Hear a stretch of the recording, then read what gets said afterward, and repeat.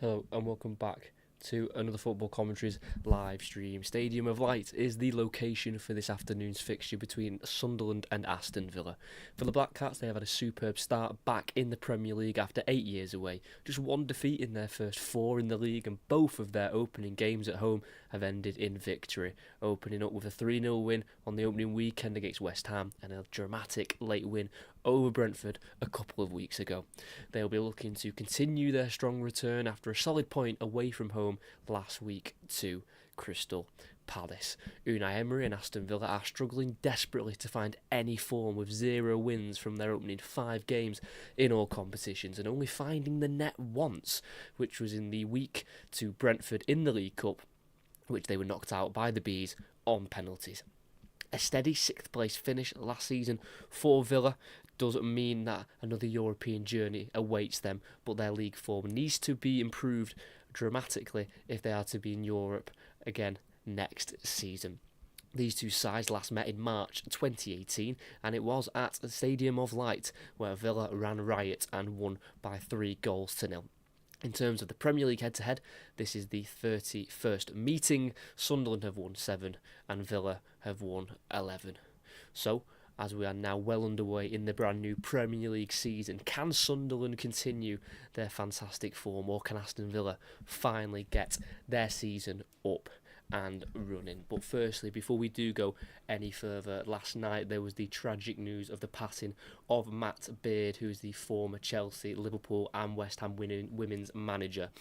Beard won back-to-back titles with Liverpool in 2013 and 2014 and had a second spell at the club from 2021 to February of this year. He was a manager that was not just loved by the players that he coached, but also the ones that didn't even play under him.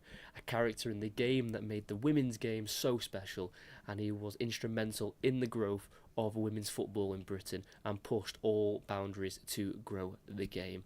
Such devastating news, and our thoughts go out to his friends and family. It was really heartbreaking news last night when it was announced that Matt Beard had passed away, and it's been incredible to see the reaction and all the posts and the words that have been put out on social media by so many players. And I think that's what really struck me the most. You know, there were so many players that were saying such kind of things about him, and they'd never even played under him. They'd obviously come across him when playing against his teams, and that's when you've lost such a important and big character, when you've got so many people coming out saying their piece, wanting to spread the word of what Matt Beard meant to them. And yeah, going through social media this morning and late last night, like I say, seeing so many players, ones that he's managed and ones that he hasn't even managed, having their say on what a fantastic man he was. And like I say, it's devastating news that he's unfortunately passed away at the age of 47. In the WSL games this weekend, I do know they are holding a minute's silence.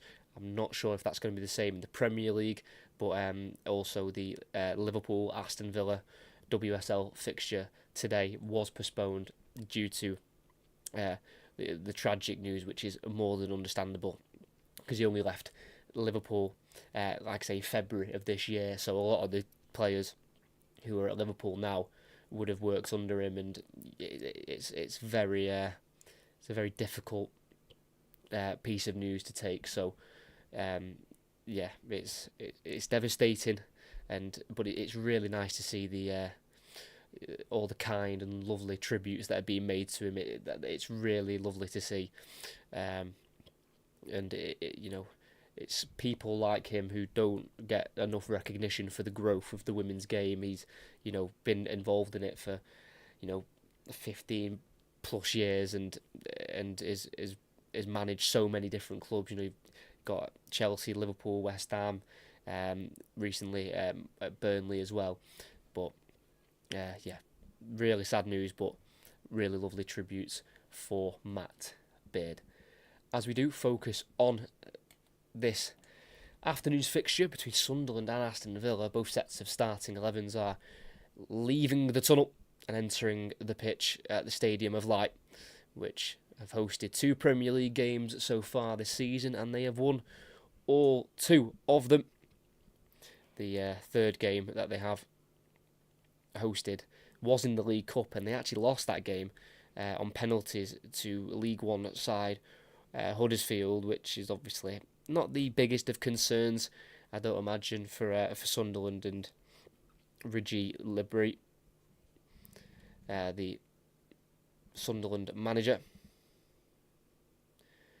the Frenchman Regis Lebris, who retired back in 2002, was a fullback in his playing days, and he's now been in charge well over a year at Sunderland, taking them back to the top leagues, and he's got them playing some good football here in the Premier League early on, as we'll go through both sets of starting 11s here. And it's just two changes for Sunderland from their 0-0 draw last weekend at Crystal Palace. Robin Roofs will remain in goal, the man they've brought in from the Eredivisie to take over as the number one from Anthony Patterson, who's on the bench. A back four at right back will be Trey Hume, who they brought in for just £200,000 from Linfield back in January 2022. At left back is a free signing from Atletico, and that's Renildo, and then two centre-halves of Nordi Mukiele and Omar Alderete, who they brought in for £10 million from Getafe in August. Two holding midfielders, new club captain Granit Xhaka, who takes over the armband from Dan Neil, who's on the bench this afternoon for Sunderland. Alongside him will be Noah Siddiqui,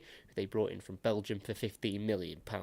Just ahead of them will be Chris Rigg, the 18-year-old, who is Sunderland's second ever youngest player to make their debut back in January of 2023. On the left-hand side will be Enzo Lefebvre, who was brought in on a permanent deal from Roma for £19 million in the summer. On the right will be Shemsdean Talbi, who they brought in from Club Brugge, and leading the line up front will be Wilson Isidore, who's got 2 goals so far this season in the Premier League, and they have both come in the home wins so far. For Aston Villa, Emi Martinez is in goal. A back four of Matty Cash, Ezri Konsa, Tyrone Mings and Luca Digne. Two holding midfielders of Boubacar Kamara, who made his 100th Aston Villa appearance last time out in the League Cup. And alongside him will be captain John McGinn. 3 behind the striker. On the right will be Evan Gusson, who they brought in for £29.8 million from Nice in the summer. On the left is Emi Buendia, who's making his 125th Premier League appearance. And in behind the striker will be Morgan Rogers, who's yet to score or assist so far this season, but he will be trying to provide some big chances created for Ollie Watkins, who's up front, Aston Villa's number 11. Again, yet to score after he bagged 16 last season in the Premier League. He scored 4 in the last 10 games, and they will be needing him to start scoring some goals very, very soon, because Aston Villa have scored just 1 goal so far in their first 5 games in all competitions, and that 1 goal came in the League Cup in the week in their defeat to Brentford on penalties. They are still yet to score in the Premier League. I think they are the only team in England's top 7 divisions to not score a league goal yet.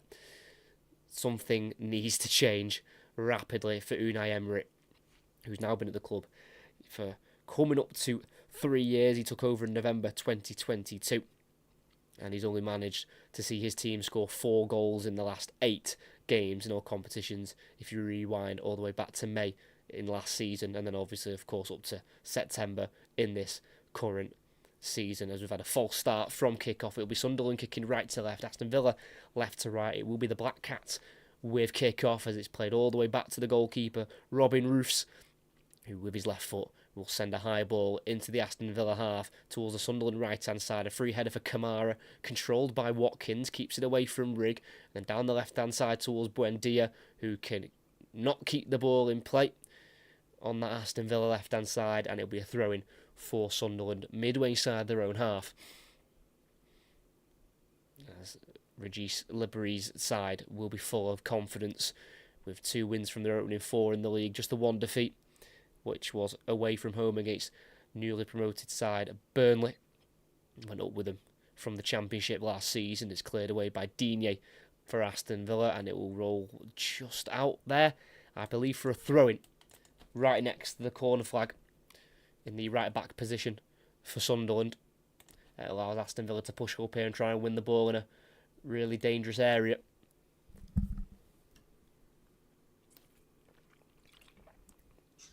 Sat on the bench there for Sunderland, not in the squad this evening, Habib Diarra out injured, unfortunately, for this one. He's been replaced by Chris Rigg as the ball goes back towards Roos, who can't clear it convincingly, but it does drop to Sunderland's Lefay, and it can attack down the left now with Ronaldo.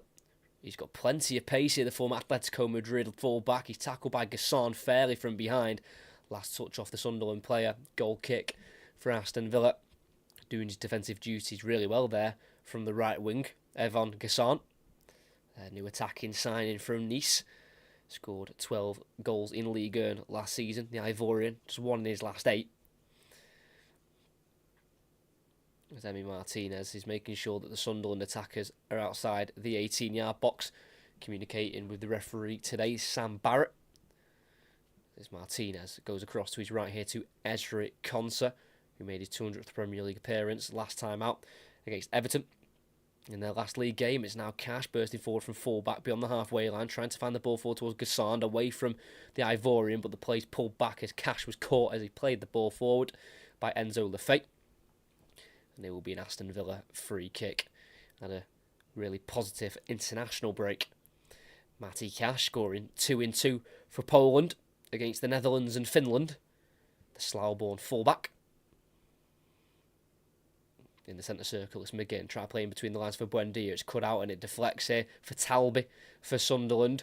Brought in from Club Brugge, a very exciting young winger.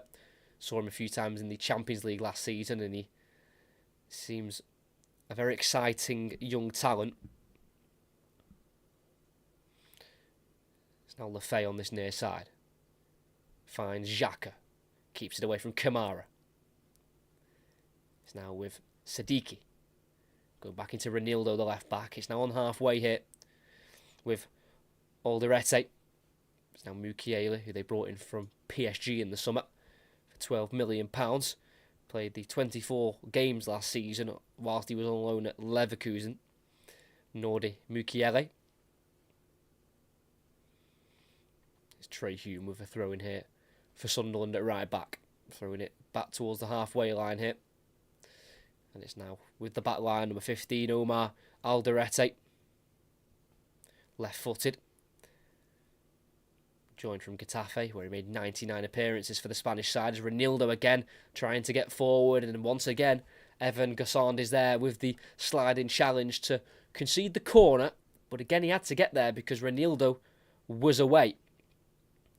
Timed it to perfection. Might be working himself into the full-back position in the next game. Gassand, 2 perfectly timed challenges early on, both on Ronaldo, the Sunderland left-back. So 4 minutes in, still no chances for either side. This could be the first, though, and it could go Sunderland's way. It's going to be an in-swinging corner from Trey Hume, who's played every minute so far in the Premier League. Deep one, far post header won by Gassand. And it's a roll away, and it will be a throw-in on the opposite side for Sunderland. Doing his defensive duties perfectly in the opening 4.5 minutes. Evan Gassand, the 24-year-old. And it looks like they might load up a long throw in here through Mukiele.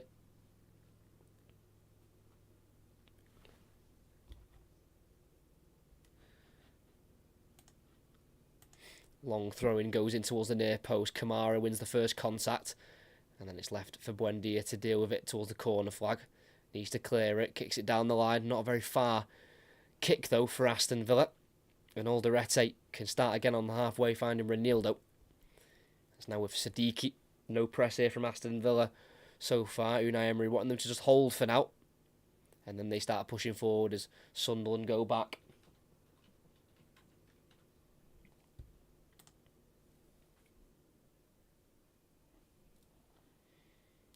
Long ball forward for Sunderland. Header won by Mings. Picked up, though, by Rigg, who goes to Talby. It's now Granit Xhaka. It's been a really positive start from Sunderland. Sadiki. It's now with Lefay, furthest wide on the left for Sunderland. Tries to take on Cash, no contact. It's now going to be brought away by Gassand, who's caught by Ronaldo. I'll be surprised if that's not a booking. Definitely a late one. He's had the better of him so far early on, Evan Gassand. Tackling him twice and then taking him on once.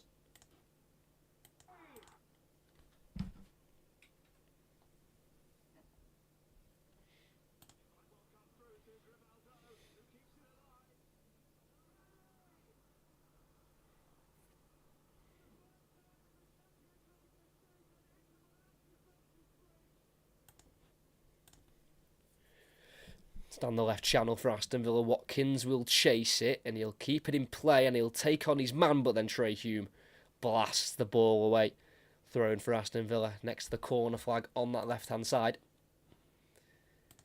Trey Hume certainly making sure that ball was took out of play.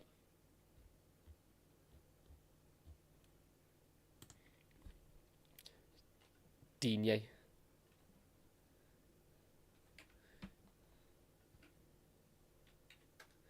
With the throw and then delivered into the box. It's well caught, confidently done by Robin Roofs, who will then roll it down this left-hand side for Lafay. We're still in the Sunderland half at the moment, about 10 yards away from the halfway line. Goes inside into the centre for Xhaka. A long diagonal switch out to the right towards Talby. Goes just away from him, just a little bit behind him. And Digne can see it behind for a throw-in.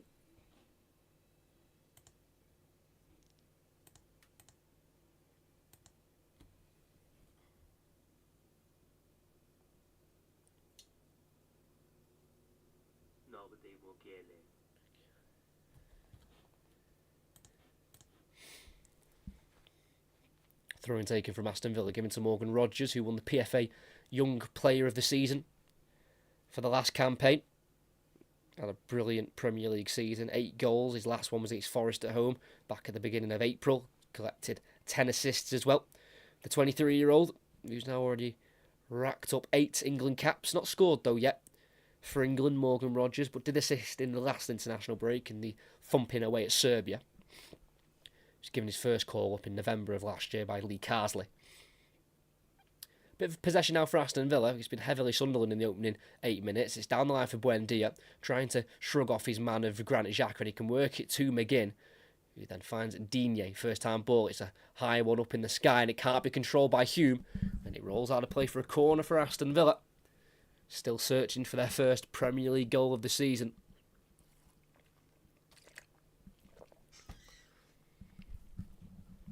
Very loose touch there by the Northern Irish international Trey Hume. Made his debut for Northern Ireland back in March of 2023, just after his 20th birthday. Got some defending to do now here, Sunderland, from this set piece. Plenty of height in there for Aston Villa. They go short, and then McGinn's the one to cross it to the far post towards Cash, who thought about the volley, but it was headed away from his toes. And it's now with Digne going all the way back to Emi Martinez, who stays put at Aston Villa this season for now. Heavily linked with Manchester United, but nothing materialised. Did sign a new contract this time last year with Aston Villa to have a stay till at least 2029, but we know contracts don't have too much meaning these days, as we're just less than 10 minutes in, still Sunderland 0, Aston Villa 0. No huge chances really early on as Martinez goes long up towards Watkins. It's a header won by Mukiele.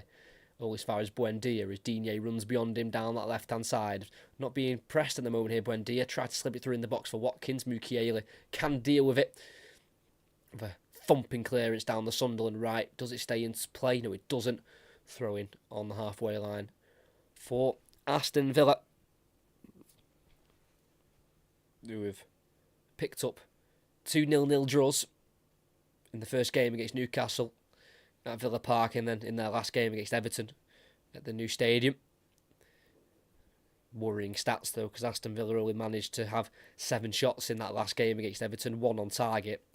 Did just edge the possession, but nowhere near enough chances in that match, as Mings lifts it up towards Watkins, who's pushed in the back by Mukiele, seen as a soft one from the referee, so allows play to continue.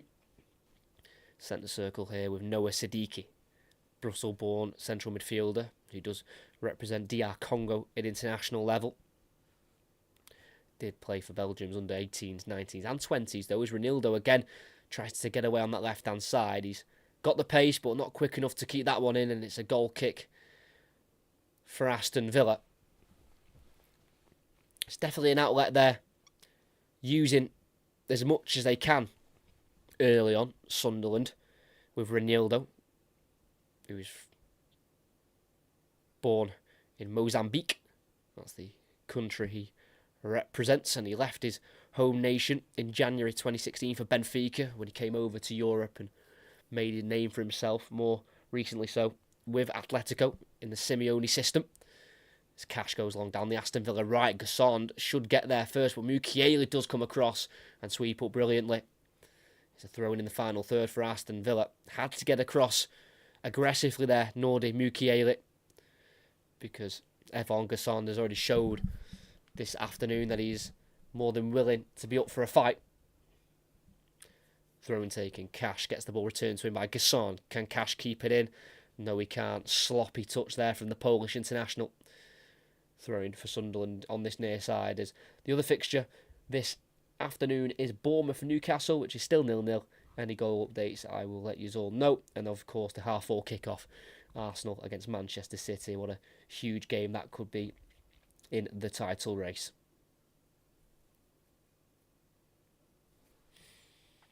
There's Unai Emery barking instructions, the 53-year-old Spaniard. Game number 146 in the Premier League. He's won 76 of the previous 145. Sorry, that's his Aston Villa record. I do apologise. His Premier League record is 156 games, 79 wins. And Aston Villa's won 54 of his 105 in the Premier League. As Sunderland cross a ball into the near post towards Isidore. Can't direct it on target. Konsa was right next to him to put him off. And it is the goal kick for the away side.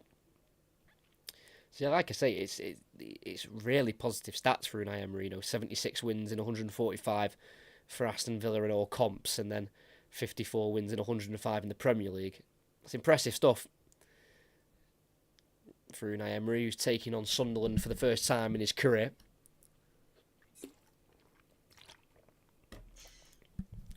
As Aston Villa try and play out from the back here.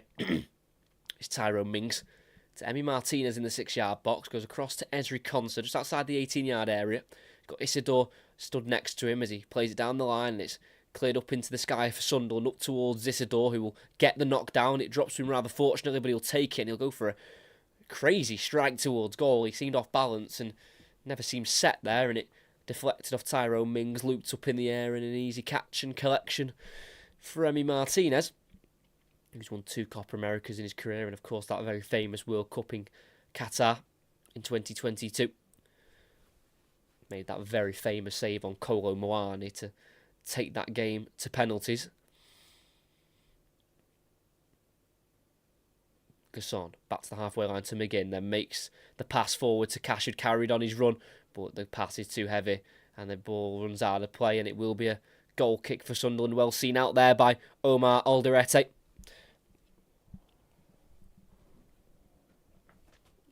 Paraguayan centre half. He's had to come into the side a little bit earlier than expected, probably, due to the injury of Dan Ballard, who's back on the bench for Sunderland today. They're number 5. He's missed the last 3 with a bit of a knee issue. There's Robin Roofs, the goalkeeper, takes the goal kick. It's high into the Newcastle half. Newcastle? That's a forbidden word in these parts. In the Aston Villa half. And it's headed away. I think came off the head of Isidore and out for a throw-in for Aston Villa. So the right back, Matty Cash, featured in every game so far this season for Aston Villa, including that defeat in the week in the League Cup to Brentford at the GTEC Community Stadium, as Buendia's touch is poor, but then Kamara helps him out to win it back off Xhaka and then plays it forward to Buendia on halfway. Now into the Sunderland half we go. He runs right into the traffic of Trey Hume, and Sunderland win it back with Sadiki, who's in a right back position here for the Black Cats. Mukiele having to go back to Roofs. And now with Sadiki still in that right back position, fakes the first clearance and then gets rid of his left foot up towards Isidore. Comes off Mings towards McGinn in the centre circle, who can work it out to the right hand side to Cash. Just got there ahead of Lafay, the Aston Villa captain, John McGinn. Assisted the Aston Villa goal in the week, the Harvey Elliott strike against Brentford, as Rodgers goes for a ball in behind for Watkins. It was nowhere near the number 11, and a easy catch there for Robin Roofs, who's been brought in for £9 million, the Dutch goalkeeper.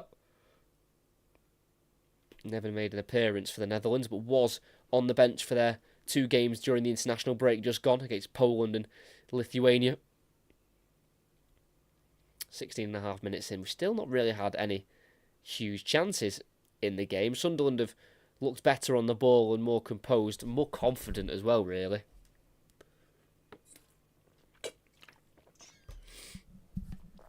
Mukiele on halfway. He's going to go for a ball forward towards Isidore. Header won by Konsa. It's now with Lefay cutting inside, looking for Isidore. Only as far as the feet of Mings on the edge of the 18-yard box. Plays it forward. Brilliantly controlled by Watkins, but can't find the ball inside to Buendia. And it's Sunderland back in possession. Just a little bit isolated there. Watkins not really well supported as Chris Rigg plays the ball through to Isidore. The angle's tight. He'll go for the shot. Blocked by a slide in Ezri Konsa. And that will be a Sunderland corner.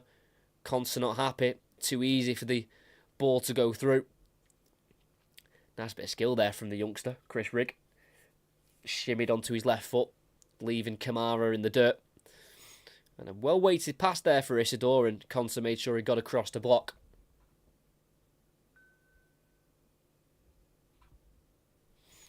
It's going to be a Granit Xhaka in-swinger from that far side. It's a deeper one towards Martinez, who does get the touch, and then a volley from Buendia. And Aston Villa survive. It's on the halfway line now with Ronaldo. Plays it to the near side to Siddiqui. Back to Ronaldo. Then back once more to the goalkeeper as Buendia presses. Sweeps it to the right-hand side and then gets the ball returned to him here. The 6'4" goalkeeper, Robin Roofs. Not Alderete. Out to this near side to Siddiqui. For Sunderland, they finished last season very poorly. It must be said, they really struggled. They only won 4 of their last 14 in the Championship before the playoffs, picking up just 14 points from a possible 42. And only finished on 76 points in the end, 14 off Sheffield United, who they ended up beating in the playoff final. And then they were also 24 points off Leeds and Burnley, who were first and second respectively on 100 points. It's a really bad end to the season in terms of the actual league season, but as soon as those playoffs came around, they switched it on. Won the first leg away at Coventry 2-1, an 88th minute winner from Mayenda. And then in the semi-final, the second leg, Mason Clark equalised for Coventry on aggregate. And then in the 122nd minute, Dan Ballard headed home to send them to Wembley, where they beat Sheffield United. As a long throw in the box there for Sunderland was headed on towards goal by Alderete. It was looping and it caused Martinez to have to backtrack, but he was always going to catch that calmly. 19.5 minutes in. Sunderland 0, Aston Villa 0. Stadium of Light. Cash lays it off for Gasson. And then back to the halfway line to number 4, Ezri Konsa, who scored his first England goal in the recent international break against Serbia. 201 Premier League appearances now for Ezri Konsa. And in his previous 200, he's had a pass completion percentage of 89%, which over 200 games I think is pretty impressive. It's Buendia plays it back into Kamara on halfway. It's now McGinn, poor touch, loops up, and then he kicks it forward, and the goalkeeper's out to catch. Really confident from Robin Roofs. Read the game well there. McGinn's touch was just loopy, and it went kind of bounced up on him, and he just had to kick it forward towards the 18-yard box, but the goalkeeper was there on the scene very quickly. Kamara got his body in front of Rigg, and that'll be a free kick for Aston Villa, just outside the centre circle in the Sunderland half.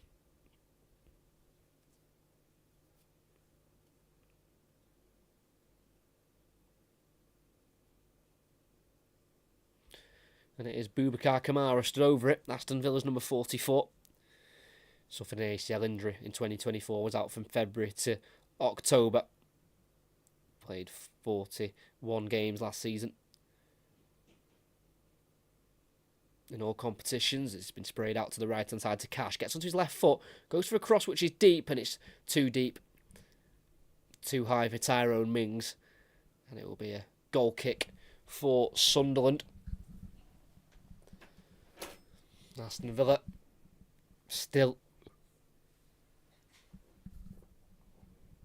in search of that first Premier League goal. And I'm starting to kind of see why they've not found the back of the net yet. Not exactly putting the Sunderland defence under too much pressure at the moment. Mukiele glides it down the right-hand side. It's chested down by Mings to Digne. Forward to Buendia. And back into Digne. Slips. Picked up. And then lost again by Trey Hume. And then another foot in. Deflects the ball back to Ezri Konsa. Wanting to play forward in between the lines. And he finds Rodgers. The touch is away from him. And it allows a sliding challenge from Alderete. Deflects out to the Sunderland right, where it's going to be kept alive by Talby. Good bit of play there between Xhaka, Hume and Talby, and a bit of a triangle to get out of the Aston Villa press. Talby finds Rigg, turns away from Kamara, wants to switch it to the left-hand side and will do, but he's over-hit it there, Chris Rigg. And he goes out of play for an Aston Villa ball. Not sure if that's a goal kick or a throw-in, but Lenzo Lafay put the thumbs up to Chris Rigg, appreciating the pass. And that was a goal kick for Aston Villa, because Tyrone Mings is stood over it at the minute.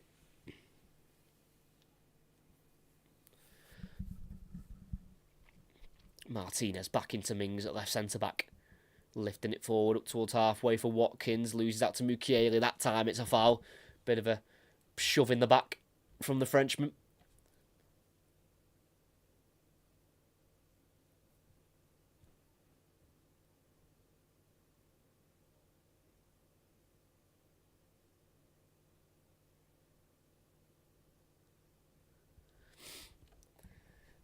We're back underway. McGinn driving forward, kicking the ball right into Ronaldo's face, it looked like there.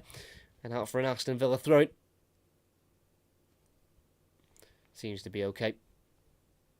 The left back, who's joined on a 2-year deal after spells with Lille and Atletico Madrid. It's now a Mings, just inside the Aston Villa half. Forward to Buendia, touches it into Kamara. Nicely done there by the Argentine. It's now Kamara on the halfway line. Cash is advancing on the right-hand side. Finds him. Drives inside. Forward to Rodgers. Caught from behind. Yes, says the referee. Despite the wag of the finger from Ronaldo. It's a free kick given. And Aston Villa want to play quick, but Sam Barrett, the referee, was not ready. And he's taking it quickly there. And I know yesterday, Kiernan Dewsbury Hall was yellow carded for taking a free kick too quickly. But I think the cards will stay in the pocket from Sam Barrett. Unai Emery conversation there with the fourth official, Bobby Madley. Does allow Aston Villa to kind of set up the set piece. I know they wanted to take it quickly, but they're now all set to send their tallest players into the 18-yard box and try and get their first goal of the season in the Premier League.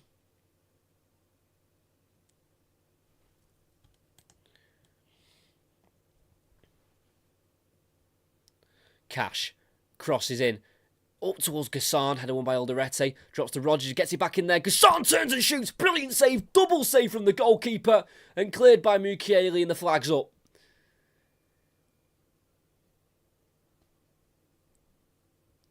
Brilliant goalkeeping from the Dutchman. Crossed in from Cash. Headed away by Alderete, but always far as Rodgers in the box. He put it back across. Gassan had the touch and then spun. And as he had the shot, Watkins was offside, who had the second attempt. And Gassan, from about 8 yards out, had his shot saved. But unfortunately for the Ivorian, he has hit it right at the goalkeeper. Don't get me wrong, Robin Roofs still has to react to make the save, but it's so close to him. Put it either side, and it's 1-0 Aston Villa. But he hasn't. He's hit it right at the goal, and it remains 0-0. But that's the biggest chance so far. 26 minutes in, Sunderland 0, Aston Villa 0. Evon Gassan looking for his first Aston Villa goal in his 5th appearance for the club. He's going to have to just wait a little bit longer. Came on at half-time in the last game against Everton. Aston started his only game against Palace at home, where they were defeated 3-0 at Villa Park.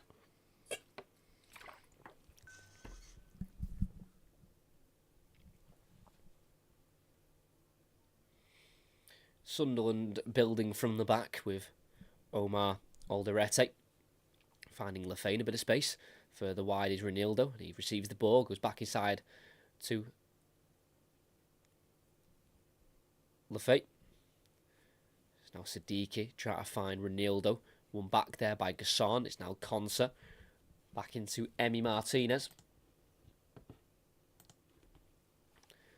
Slight hesitation on the ball. He does shift it back to his left to Mings.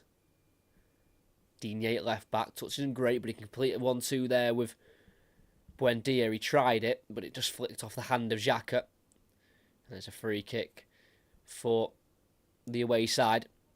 Buendia and Digne are arguing the case that was intentional from Xhaka. He slapped the ball away, but the referee's not seen it in that way.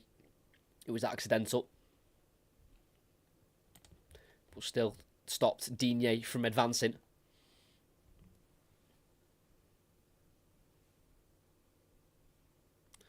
Konsa zipped ball into space for Cash in the final third. Low ball into the area.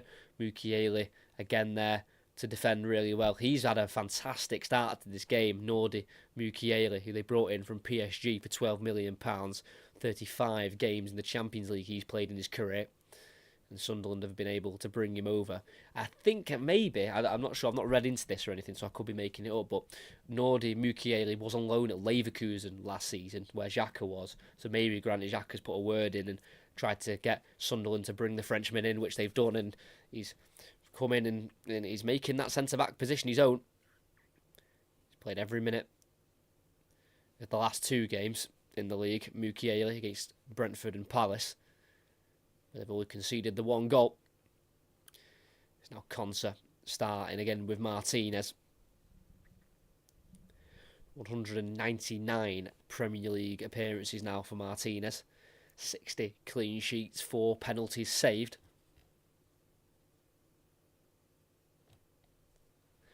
Big kick forward. Mukiele wins the first header. Lefay wins the second. Then controlled by Rigg, plays it to Hume at right full-back. Good football between Rigg, Hume, and now Talby, who's trying to get away on the right-hand side, but he's shoved over McGinn illegally. In the left-back position, that'll be a free kick for Villa. Seems slightly soft. I think McGinn went over very easily, but he knows what he's doing. John McGinn is a very experienced player at the age of 30. Nearing 300 Aston Villa appearances. This is number 291 for McGinn this afternoon.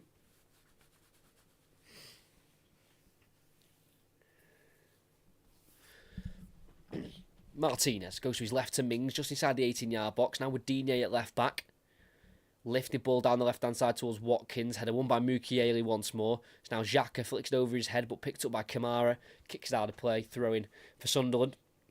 On that far side, just inside their own half. And it'll be Trey Hume to take the right back, who played every minute of the playoffs.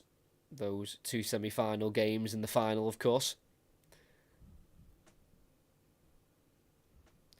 Has scored in a playoff semi-final in his career, Trey Hume. That was against Luton back in May 2023 when they were beaten by the Hatters. Hume with a throw-in up towards Isidore. Touches heavy. Picked up by Digne, cleared. Can't be held up by Rodgers. Xhaka caught from behind by Buendia on halfway. And that will be a free kick for the Black Cats. Again, another very experienced head in there. Granit Xhaka straight into the team and taking the captain's armband.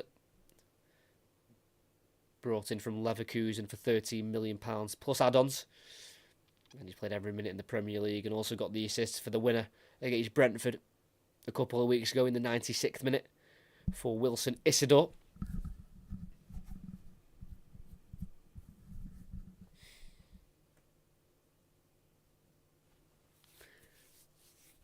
And it looks like from this free kick, Sunderland are going to send it towards the 18-yard box.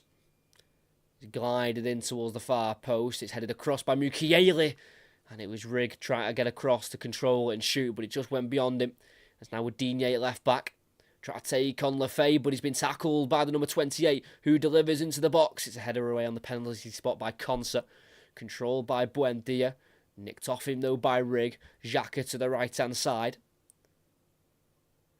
Inside by Lefebvre to Rigg.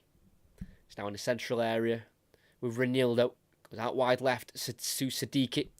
Not many options with him for the number 27 for Sunderland. Goes back to the halfway line to Alderete. 32 minutes in, still goalless.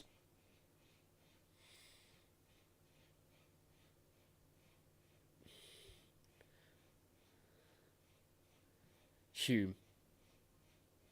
Ooh, there's a bit of off-the-ball collision there. As plays just had to be stopped there. Renildo doesn't seem as hurt as Cash. Cash seems in a lot of discomfort at the moment. Not quite sure what happened. Like I say, it was off the ball. Was it off the ball? Yeah, it's Renildo played it back to Hume. Cash caught Renildo slightly, kind of just went into him and pushed him over. And then as Renildo's going down, he kicks out at Cash. That could be a rush of blood to the head from Renildo. Don't get me wrong, I get the frustration. Cash has pushed him over for no reason, really. The ball had well and truly gone. So it was just Cash trying to do this exact thing, getting Renildo's head. He's kicked out at him once he's done it. VAR's had a check. Referee's got the red card out, and off he goes.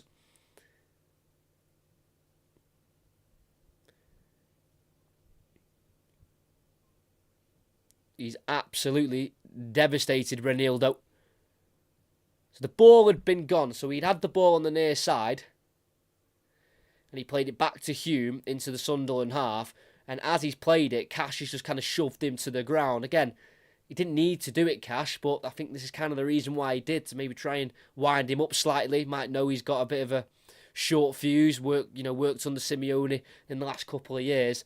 And like I say, as Cash is kind of still stood up, but also falling himself off balance, Renildo on the ground has pushed his feet up into Cash, kind of towards that area where you definitely don't want to get kicked because it hurts, the crown jewels, and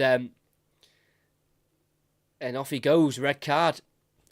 And he's probably been one of Sunderland's more exciting outlets on that left-hand side, pushing on and pushing forward from left-back.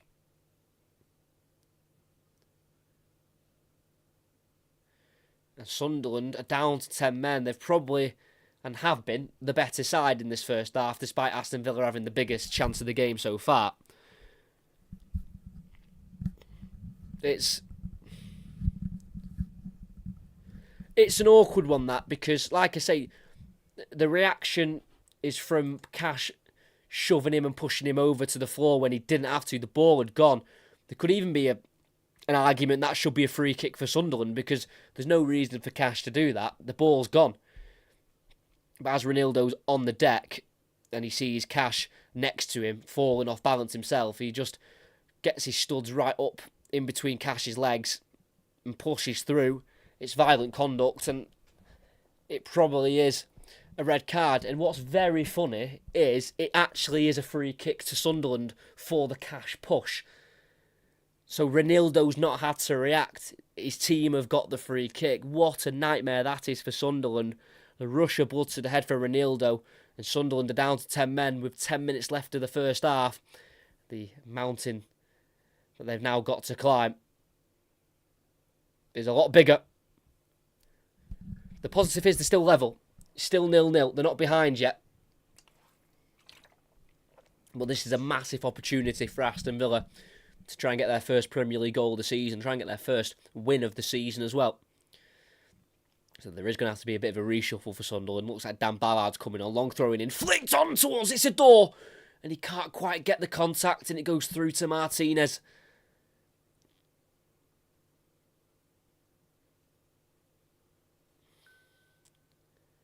Tyrone Mings now has it in between the lines for Rodgers. Lefebvre's trying to shrug him off it, but he can't. Rodgers with the ball through, well cut out by Siddiqui. And out of play it goes for an Aston Villa throw-in. But before we do that, We're going to get the Sunderland change. And Chris Rigg, who's come on for his first Premier League start of his career, is absolutely devastated, and you can understand why. At just 18 years old, making your first Premier League start, and he's had to end early because of someone else's actions. It's frustrating, but they need to do it. Dan Ballard's on. And it looks like the Black Cats will be going to a 5. Looks like it's going to be a 5-3-1 from the looks of the hand gestures from the Sunderland bench. So Ballard on for Rigg, who'd had a decent 37 minutes on the pitch, the 18-year-old. Looked very lively and had a bit of flair to his game, but his afternoon's been cut short due to the red card of Ronaldo. And we'll probably now see a bit more Aston Villa possession. Kamara in the centre circle. With McGinn, everyone behind the ball for Sunderland. Rodgers lays it off for McGinn. Out wide it goes to Cash. Forward and down the line for Gasson. Inside to Rodgers. Can he take on the turn? No, he can't, but Gasson takes over, who goes over the challenge. Referee says no. Still alive with Kamara. Works it to McGinn. His shot blocked. Deflects out to the left-hand side to Digne. Buendia on the edge of the area. Left-hand side.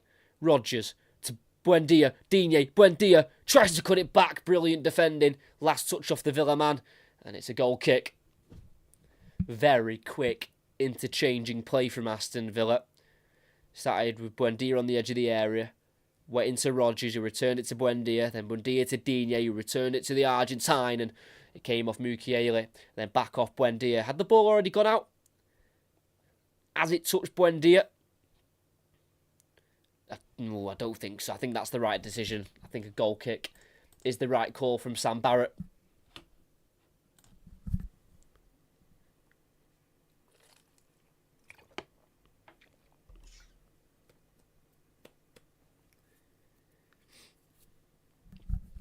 It's now back in Aston Villa possession already with Tyrone Mings, whose last England appearance was back in June 2023 against Malta away. He's making his 160th Premier League appearance this afternoon for Aston Villa.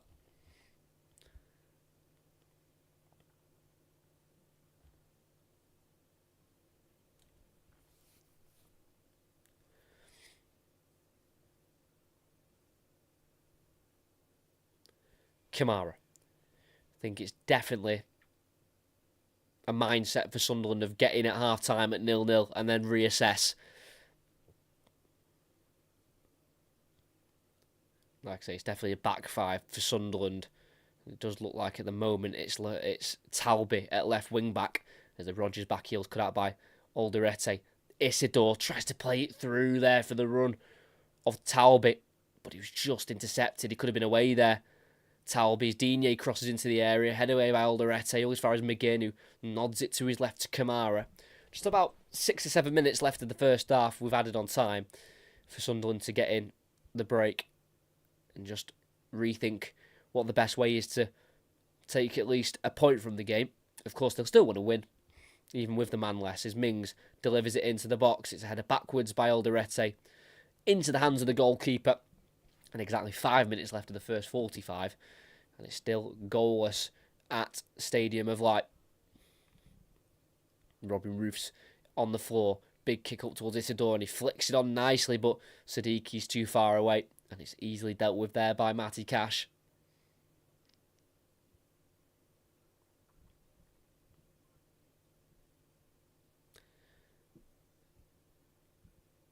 There's Reconsa to Cash on halfway.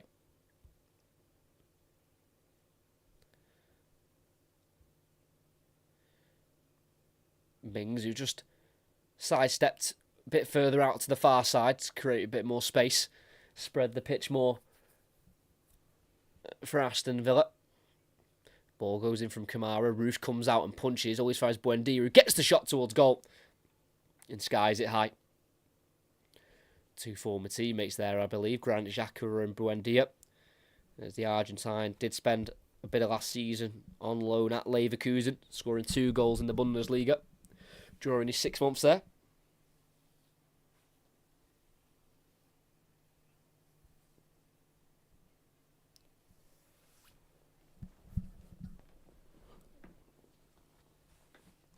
This will be a massive missed opportunity now for Aston Villa if they don't go on and win this game. You just feel like the longer they go without scoring, just the more pressure it creates and the more talk about it there will be. Buendia to Digne. Being closed down by Lefebvre. Back to Mings. First time ball forward. It's a high one. Header won by Ballard, who's back in after missing the last 3 games out injured. Came through Arsenal's academy.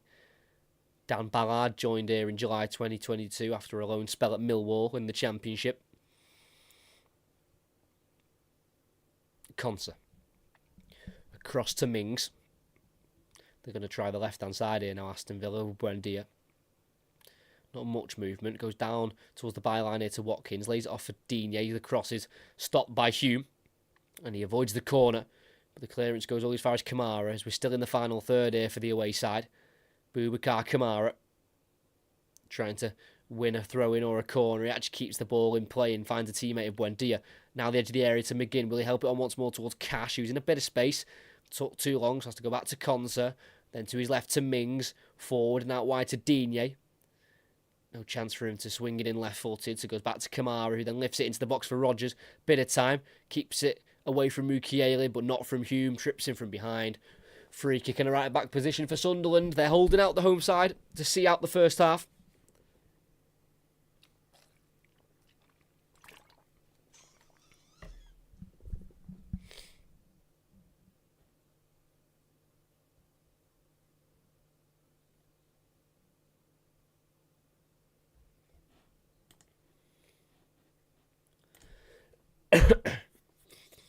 Less than 2 minutes of the 45 to go. Unai Emery looking like a frustrated figure on the sideline. Long ball for Sunderland. Header won by Mings.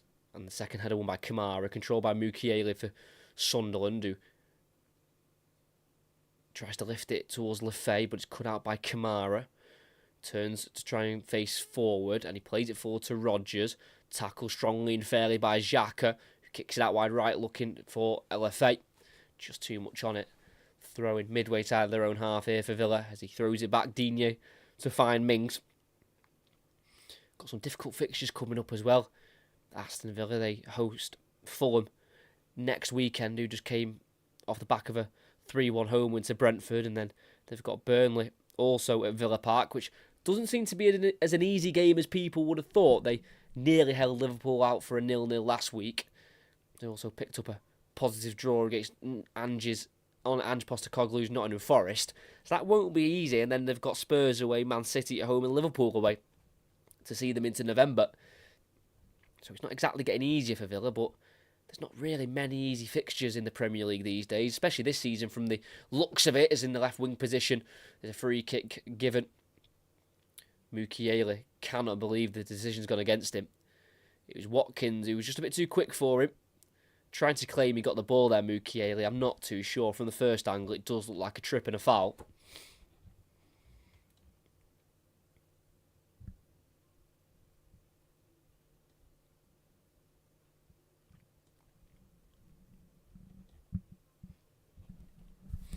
Three minutes added on as 10-man Sunderland try and see this game through for a 0-0 till at least the break.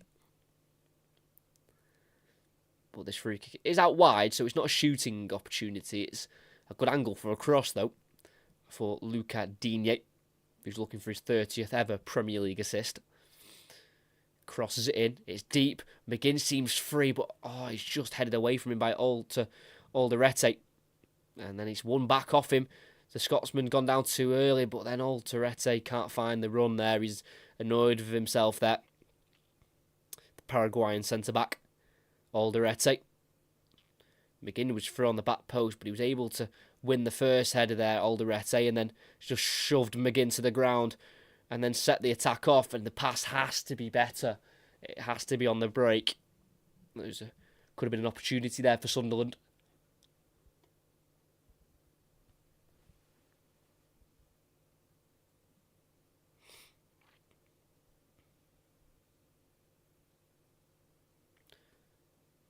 Free kick, though, for the Black Cats, just in front of the halfway line in the Aston Villa half.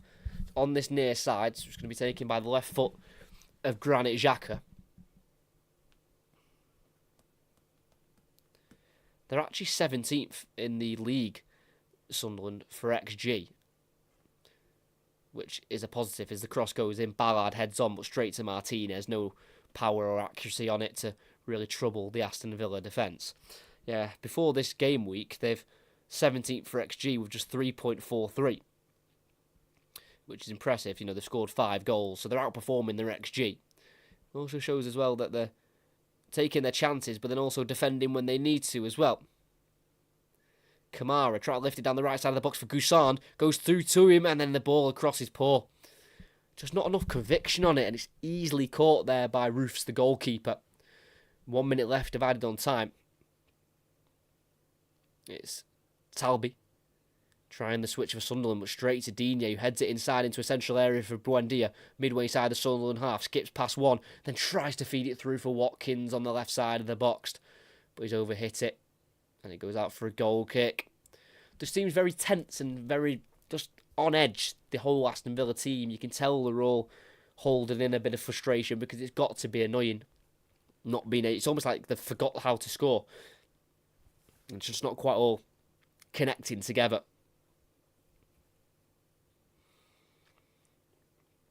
As we'll more than likely have this goal kick taken, and then the whistle will be blown, and that is exactly the case. Sam Barrett blows the half-time whistle here at the Stadium of Light, and it's been a very intriguing first 48 minutes, which has made up the first half. Sunderland have looked better when they've had the ball, despite Aston Villa having more of it, but they've just not quite been able to really test Emi Martinez in the Aston Villa goal. The biggest chance so far of the game for sure was in the 26th minute as a ball into the box was headed away originally for Sunderland, but always far as Rodgers, who put the ball low back into a dangerous area in the box, and Evan Gassan was able to spin and shoot, but he hit it straight at Robin Roofs, and then he also saved the rebound where Ollie Watkins was offside. But we have definitely lacked big chances, but the big moment in the half was when left-back Ronaldo was sent off for Sunderland.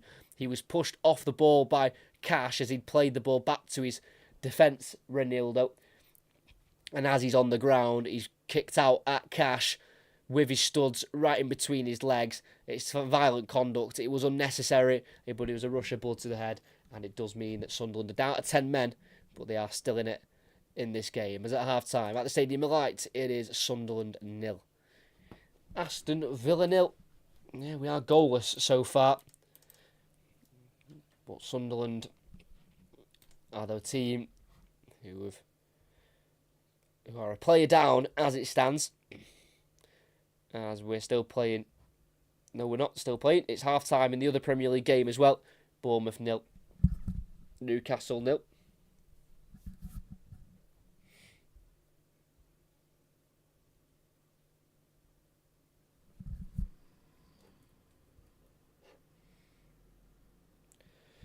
And just as the half-time whistle has been blown, we've had kick-off in WSL.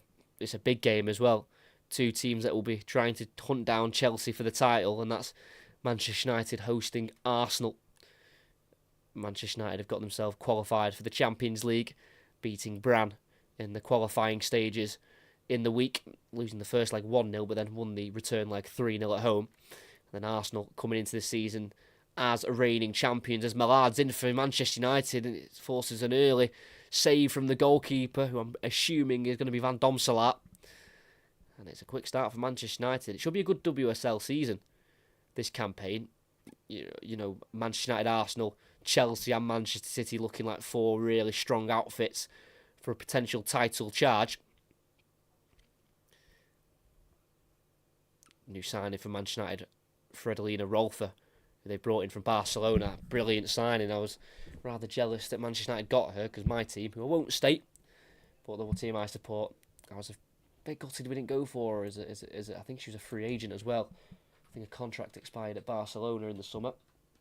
It's half-time in the game we're covering, Sunderland, Aston Villa. As soon as that second half gets back underway, that's where our focus will return.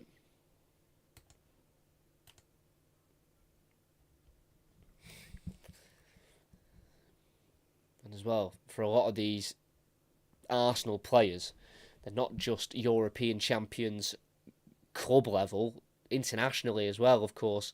England winning the Euros in the summer, and I genuinely believe it's one of England's best tournaments.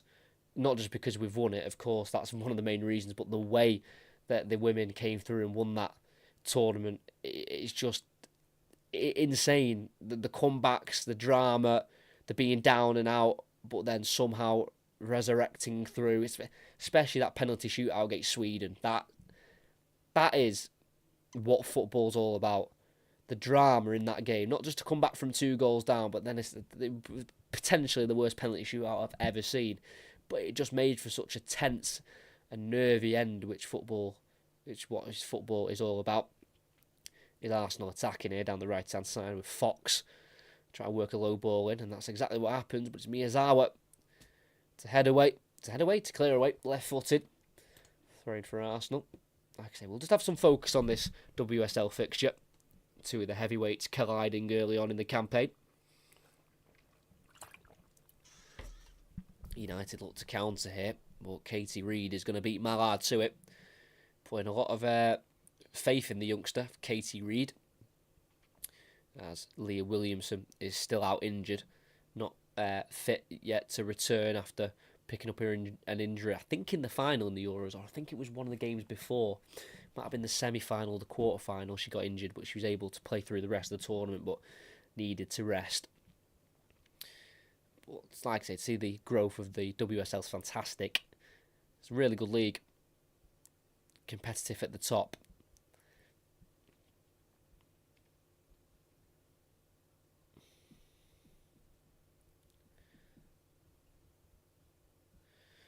There's Renee Slagers, the Arsenal manager.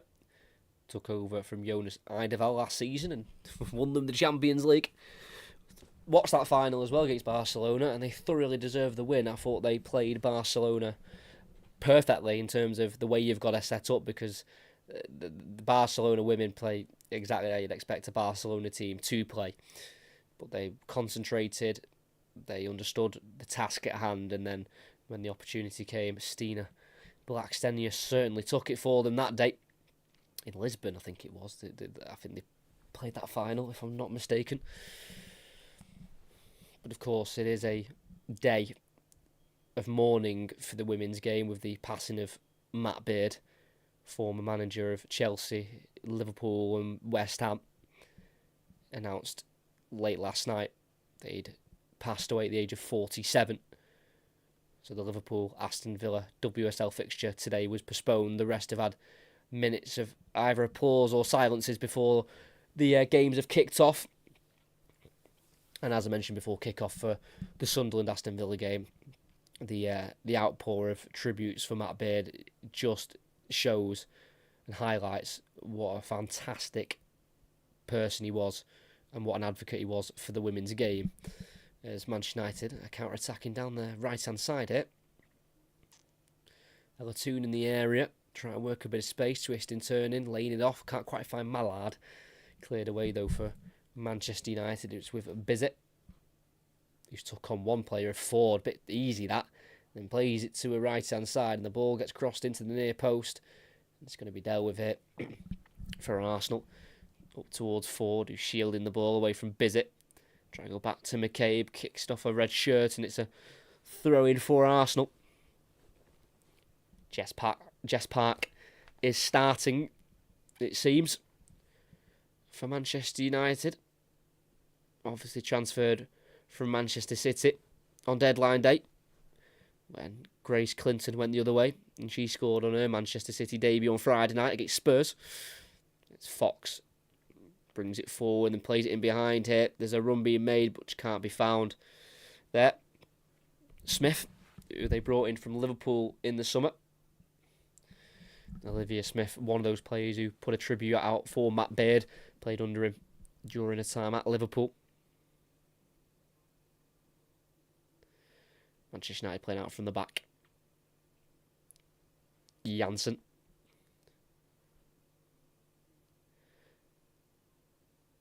Toon to Rolfer.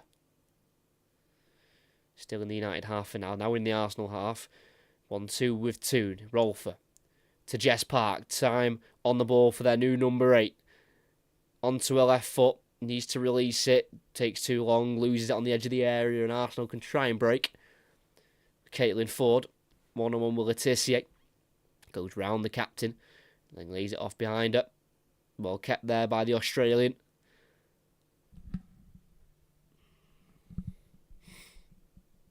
It's now number 7. And their centre back, Steph Catley. Found Dom Salah.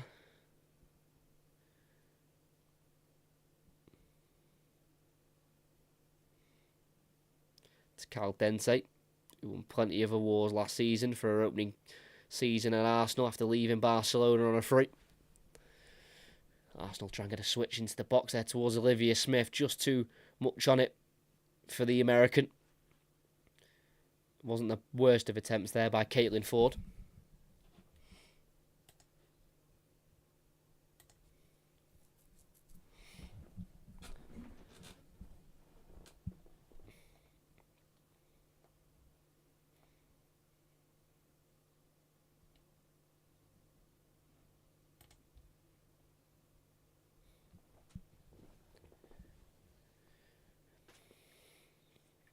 Tullis Joyce in between the sticks for Manchester United.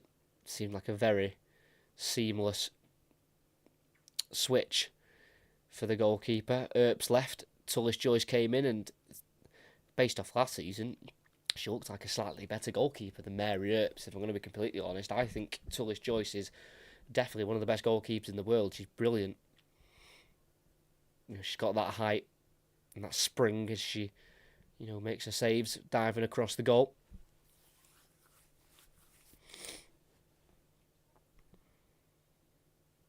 Sun is shining in Manchester, which is weird because yesterday it was absolutely throwing it down relentlessly. And now the sun's out. It's funny how the weather changes in Manchester over here. Second half of Sunderland Aston Villa will be back underway in a couple of minutes' time. We will switch our attention back over. Just thought I might as well cover the half-time break with some WSL action. There's Olivia Smith, 1-on-1 with Sandberg. The fullback deals with it, and it's a throw-in the final third for Arsenal.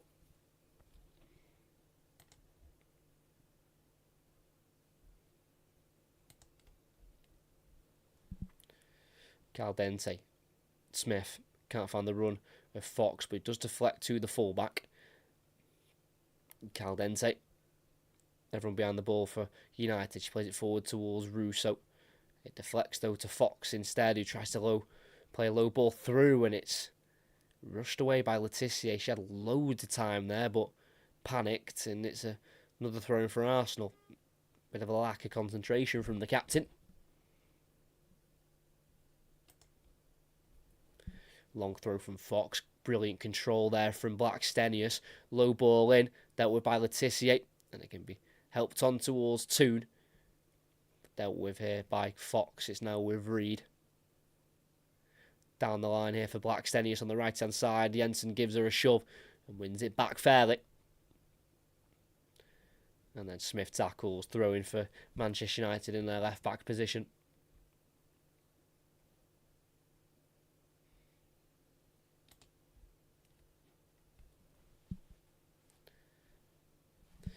Let's start refocusing on Sunderland Aston Villa, as that WSL game is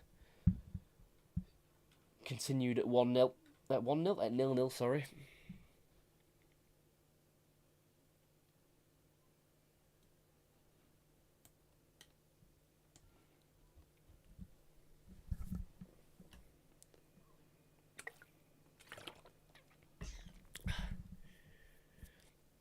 Let's hope we get some goals in this second half, which I know is a big ask because Aston Villa haven't scored a goal yet in the Premier League. Sunderland have scored 5 themselves, 3 of them in their opening day win against West Ham at the Stadium of Light, and then 2 against Brentford in their late victory against them. They went 1-0 down. It was 3 late goals in that game, the Sunderland-Brentford game.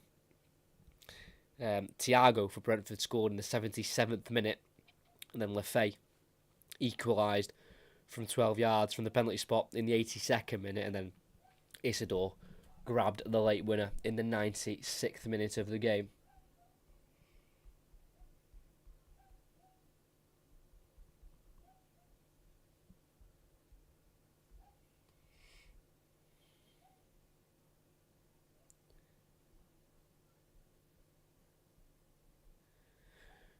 Be interesting to see if there'll be any changes as well from either of the two teams. Sunderland made their change right after the red card. Dan Ballard came on for Chris Rigg, and they went into a back five. That could have just been until half time, and then they'll maybe reshuffle again. But they ended the half as a back five, 5-3-1. Sunderland. See if that changes going into the second half.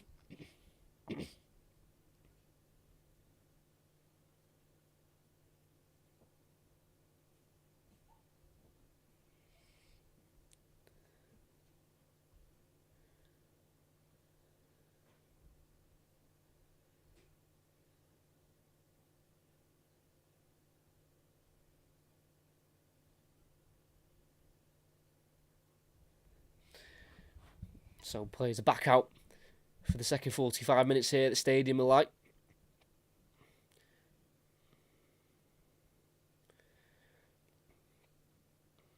In this fixture, Sunderland have only won 4 of the last 20 in all competitions against Aston Villa.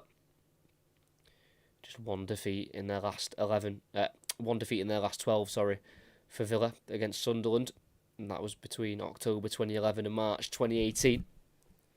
We've not had a 0-0 since December 2014, and that should remain the same. I'm hoping for a goal in this second half. We don't want a 0-0. That 0-0 was at Villa Park, December 2014, when both sides were in the Premier League.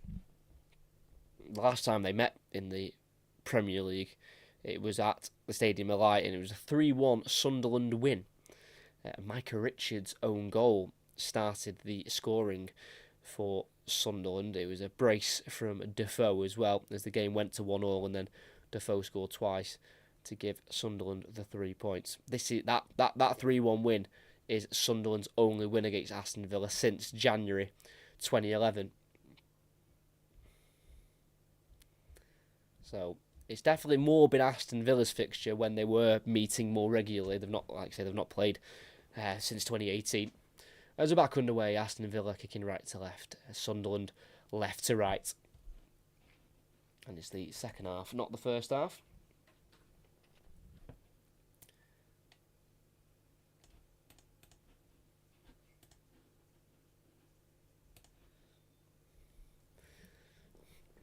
So there's been no changes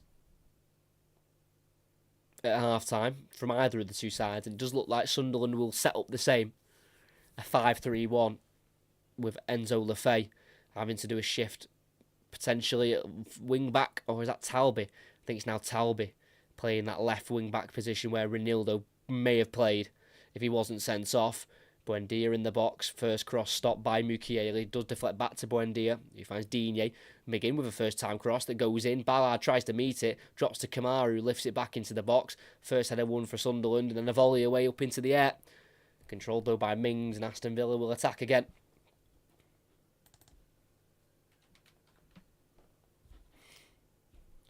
Digne to Buendia in the final third on this near side. 1-on-1 with Xhaka. Goes back into McGinn. First time cross once more towards Watkins. It goes over his head. Deflects out to Kamara on the edge of the area. Tries to play it through towards Cash. Can't quite find him. Cleared. But as far as McGinn, about 30 yards out, he's going to go for a long range strike. And that is well over the bar. But it's a positive beginning to the half for Aston Villa, who've got to try and make the most of this man advantage in this game.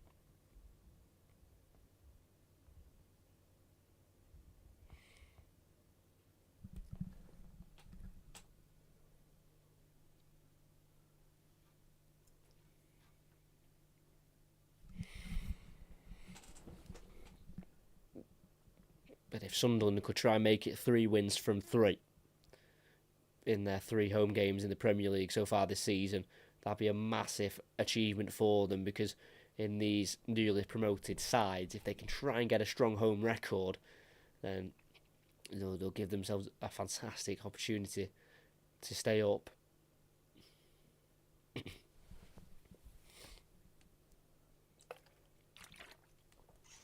Got Tyrone Mings down here in the Aston Villa box. He was being chased down by Isidore, and as he cleared it, he was just caught on the foot by the French striker.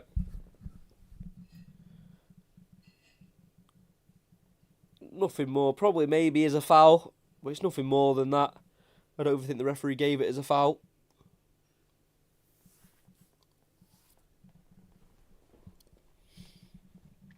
So as Mings cleared it, it's gone for a Sunderland throw-in in the final third on the far side. And that throw-in is going to be a long one into the 18-yard box. Mukiele with the throw-in. It's headed away for Aston Villa and then volleyed back forward by by Talby. And it's gone well wide for Sunderland. A goal kick for Aston Villa. And Harvey Elliott's goal for Aston Villa on Tuesday in the League Cup was Aston Villa's goal, which ended a 509-minute run without a goal this season, which is slightly concerning. And like I say, we've played well over 4.5 Premier League games now, and they've still not scored in the league. Currently got the timer off the screen here, so I can't exactly tell you when. But I have started mine, which makes up for it. So we're just under 14. Well, about to hit the 49th minute as Mukiele is brought to the ground by Buendia, and that's a free kick for Sunderland.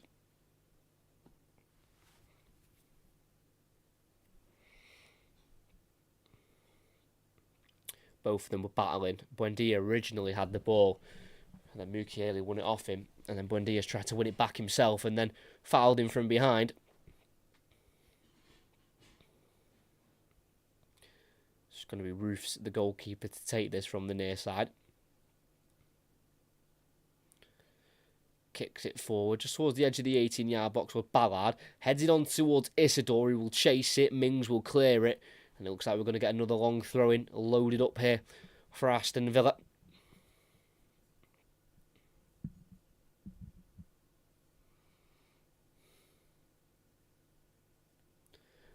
And of course, they'll be aiming for the likes of Isidore and Ballard as well.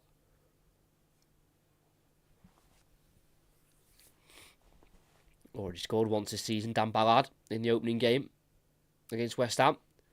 Long throw-in, goes into the near post. Cash wins the header, drops to Xhaka, back out wide to Mukiele, shifts onto his right foot, clips it in towards Isidore. It's header won by Mings, helped up in the air by Cash.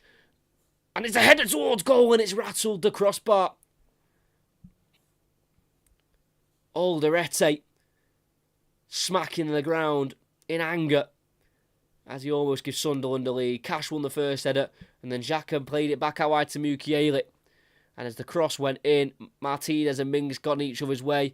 Cash headed it back up in the air, put back in by Mukiele, and that's where the header came in from 8 yards out. And it was looping over Martinez and then hit the bar, and then another delivery goes in. And it's over the head of the leaping Ballard, and it'll be a goal kick for Aston Villa. Even with 10 men, still Sunderland look more likely to score. Right off the crossbar and cleared. So close for the Paraguayan Omar Alderete.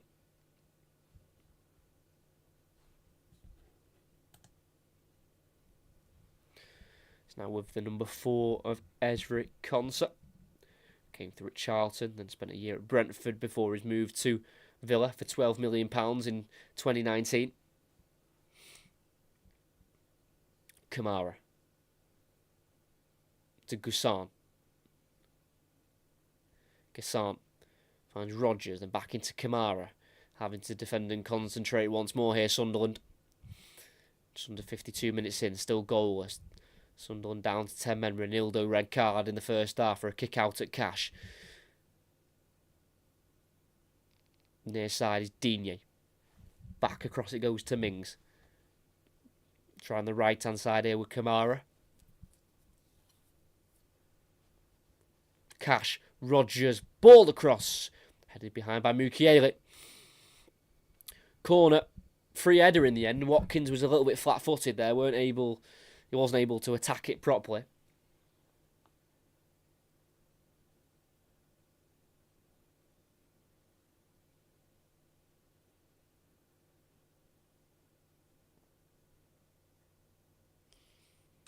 Buendia, in-swinger, deep one, too high.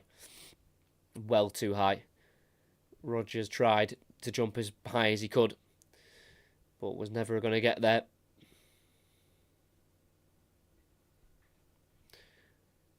And like I say, the last couple of months, it just feels like Sunderland have won games in the best way, in the most dramatic of fashions. Like I say, that equaliser in the 122nd minute against Coventry in the semi-final of the playoffs to get them through. I know that's technically not a winner in terms of the scoreline, but it put them ahead on aggregate. And then the 95th minute winner from Watson in the playoff final, and then they've had the 96th minute winner against Brentford in the Premier League as well. So it's never over until it's over for this Sunderland side. There's Talby on left wing. Works himself away from Gasson. Now he's running at Cash.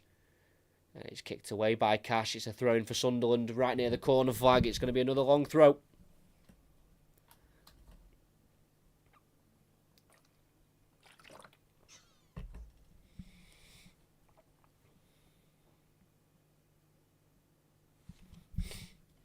Regis Labrie watching on. And he'll definitely be proud of the way his team have started this Premier League campaign after a bit of a worrying end to last season before they were able to turn it around for the playoffs. It's going to be Nordi Mukiele again as Dan Ballard's shoved to the ground by Mings and Rogers.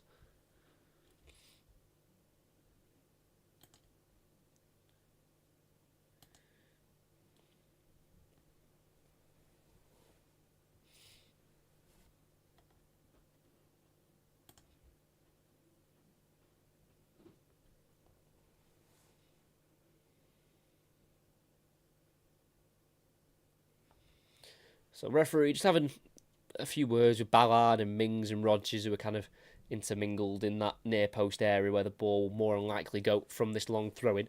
10 minutes into the second half, it's still goalless, but Sunderland knocking on the door despite being a man down. Mings wins the header, but heads it straight back to the taker of the throw-in of Mukiele, who will go on the outside of Gassand and then try the cross, deflects off him, and that'll be a corner for Sunderland.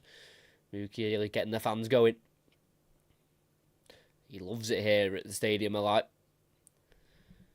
He would have played in some real big atmospheres during his playing days, Nordi Mukiele.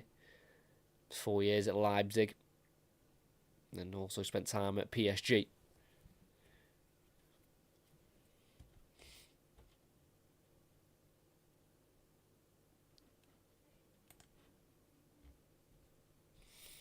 It's going to be a right-footed in-swinger here from Trey Hume, right arm raised. Sunderland flood the back post. And that's where it goes. And it's a header towards goal. And the last touch off a Villa player. Really does look like Sunderland are going to be the team to score first. 56 minutes played. Still goalless.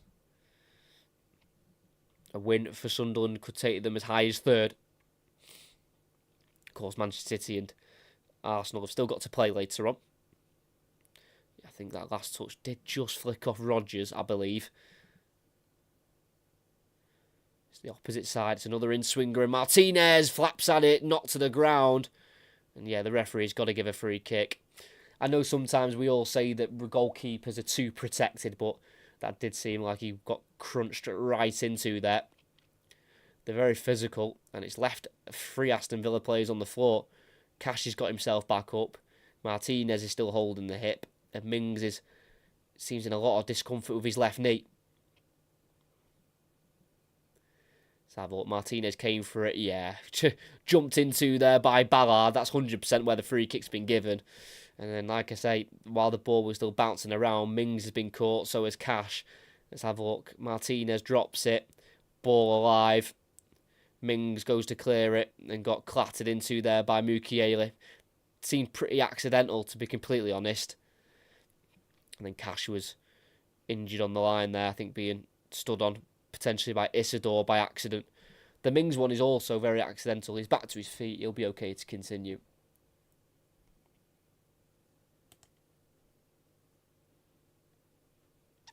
And we're going to get a double change for Aston Villa. Luca Digne, it will be replaced by Ian Maatsen. Straight swap. 49th appearance for Aston Villa for Ian Maatsen. And the second change, we'll see Emi Buendia on his 125th Premier League appearance. And he'll come off for Harvey Elliott. Joined on deadline day, £35 million obligation to buy at the end of the loan. It's just his third appearance for Aston Villa. Made a late sub against Everton last weekend. Started and scored in the week against Brentford in the League Cup.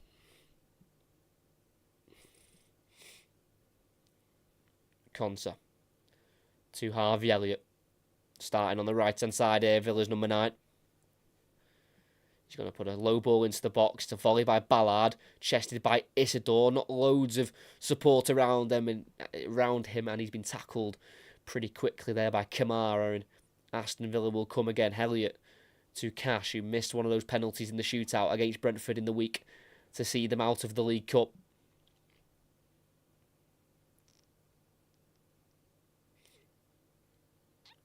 Rodgers to Maatsen, straight off the bench and straight into the action.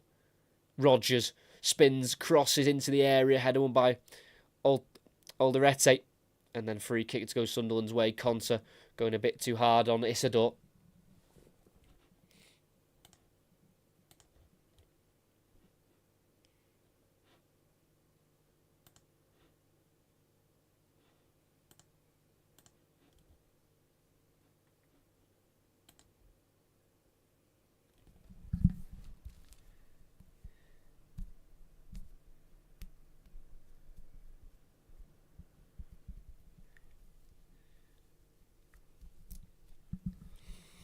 Robin Roofs, the Sunderland goalkeeper, takes the free kick. Header won by Maatsen. Rodgers inside to McGinn, who tries to let the ball come across his body, and he's been caught by Xhaka. Free kick goes Sunderland's way.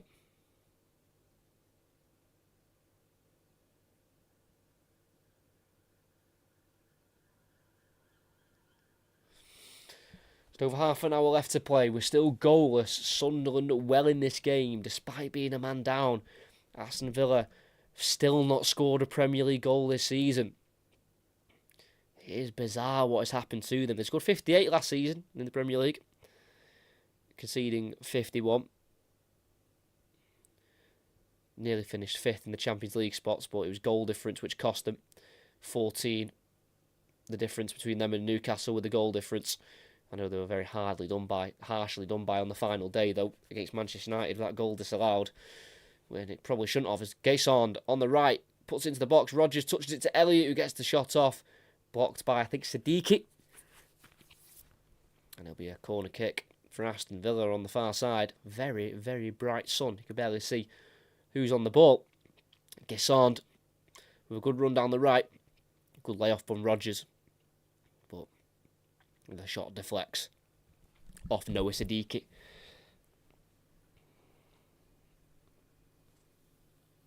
Corner goes into the near post. Header won there by Mukiele, then put back in by Elliott.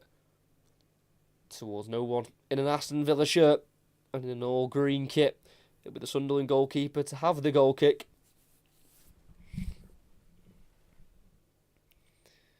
Did finish 1 point above Forest, Aston Villa, to make sure they were in 6th position. Like I say, despite feeling hard done by, they didn't get for 5th.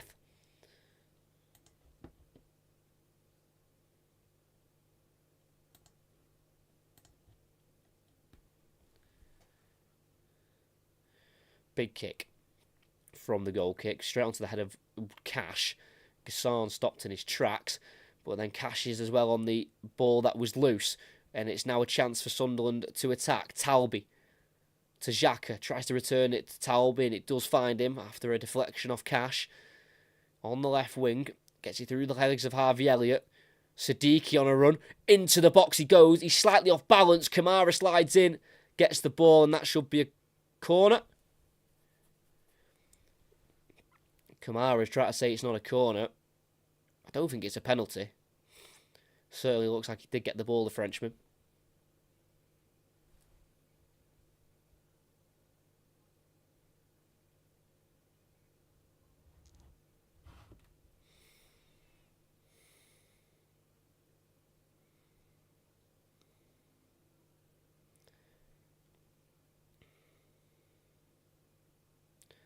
So it is going to be a corner. Such a positive run there by Siddiqui to get this set piece, which could be vital. Does seem like it will be the way they score Sunderland if they do find a way to take the lead. The ball goes into the far post in swinger, but the referee has stopped play and given a yellow card to Ian Maatsen. The Sunderland players are trying to say if he's been booked, why isn't it a penalty? Has he committed a foul? What has he done? Maatsen just trying to block Ballard. And then gets a slight put. I don't actually know what he's given them. Why has he give a yellow card? For what? Don't get me wrong. He held Ballard slightly. Nothing obvious, and he's booked him but allowed the corner to be taken again, which goes in, and the header goes across goal, and then a scorpion-like kick from Isidore sends it over the bar. And these opportunities will just be getting these Sunderland fans even more up for the ending of this game. Yeah, Mukiele won the first header, put it back across, and then Isidore, the ball's behind him, so he's tried a scorpion kick. It's kind of come off his studs and gone very high and over the bar.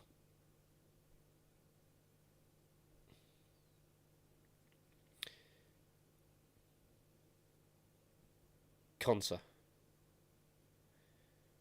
Rodgers, forward to Watkins in the corner of the box, finds the run of Maatsen, and then it goes towards Gesson, but it's well dealt with by Ballard.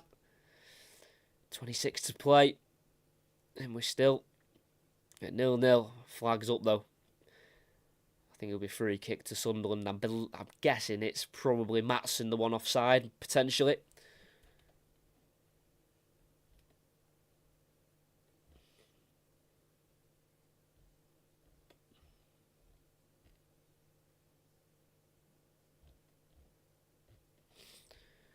Free kick for Sunderland, going to be taken by the goalkeeper, Roofs. It's on a 5-year deal. Seems like a very safe pair of hands. Big kick into the Aston Villa half. It's header won by Mings. Still up in the air. Xhaka heads it back forward. It's going to be dealt with by Konsa. Gets it out wide right here to Cash.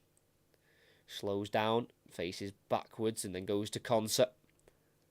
So Sunderland have to set up in their defensive shape and try and withhold this Aston Villa pressure. It's Harvey Elliott on the right-hand side. Forward into Gesson. Just before the final third, he goes back here into Kamara. Time on the ball for the Frenchman. Furthest wide is Cash. Back inside to Kamara. Konsa. To Mings. Everything's right now for Maatsen. Rodgers. In a left wing position, goes back into McGinn. Rodgers again. 1-2 with Maatsen. And then Met's late by Hume. And is that not a free kick? No. Did he win the ball? I think he's given a corner. Was that? Did he win the ball? He might have won the ball. Oh, he did win the ball, in fairness. It was. I thought he caught the man. The angle from the camera looks like he caught the man, not the ball. And an angle from behind shows he got the ball for sure. Just went right through Rodgers. Wow. Sent him absolutely flying. Corner taken short. Edge of the area now to Kamara. Then across to Cash, who can strike it from afar. And in it goes. Finally, Aston Villa have scored in the Premier League this season. They're well into their 5th game of the campaign. And eventually they've scored. Cash with an absolute firecracker from afar. gets his first goal of the season after scoring 2 in 2 for Poland in the recent international break. All works from the short corner. Kamara went across to Cash. He was right down the centre of the pitch. And he's hit it right down the centre of the goal. But it had some wicked movement on it. Completely deceived Roofs in the Sunderland goal. Yeah, some crazy movement. And he couldn't parry it over the bar. He's parried it into the roof of the net towards the top corner. And with a quarter of the game to go here at the Stadium of Light, it's Sunderland 0, Aston Villa 1. A little bit against the run of play. You wouldn't think Sunderland have had 10 men. It's been rather even. And Sunderland have probably looked more likely to score. But Cash from around 25 yards was given too much time to shoot. And with the sun shining in the goalkeeper's eyes and then the dip and the swerve, just couldn't keep it out in the end.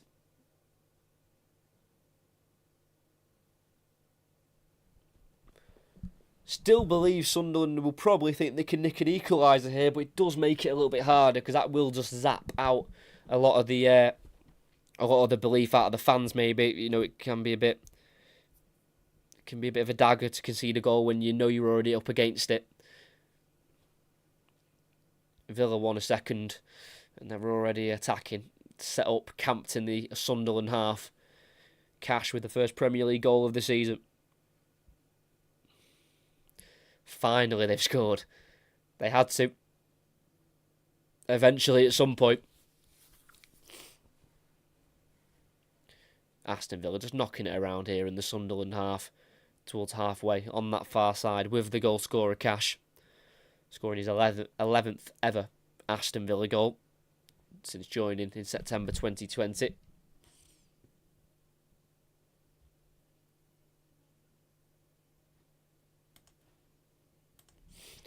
Mings been forced to go back to Ezri Konsa.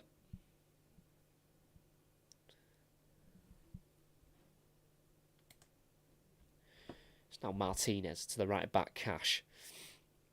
In the 18-yard box now, in Villa's half, with Konsa. Goes to McGinn, then back to Martinez. The press is on here for Sunderland. Gets it across to Mings. He's been forced out wide. He can just about keep it in and clear it. Trying to find Harvey Elliott. Played forward to Xhaka on the edge of the area, who will shoot, but he doesn't quite catch it. Straight down the middle and an easy save for Martinez. Mings with a poor clearance. Well won back by Ballard. Straight to Xhaka, who just never seemed like he quite set himself. In complete honesty, the Swiss international made his debut against England for Switzerland, Granit Xhaka at Wembley in a 2-2 draw back in June 2011. As Guessant loses out in the Villa right wing position and then gets nutmegged, but then the loose ball goes to Elliott, but Alderete's been able to keep it away from Harvey Elliott and then play it forward to Isidore, who's on his own down the left, trying to go around Konsa. Not pulled to the ground, throwing for Aston Villa. The referee tried to say that it was actually Wilson Isidore holding on to Ezri Konsa's shirt.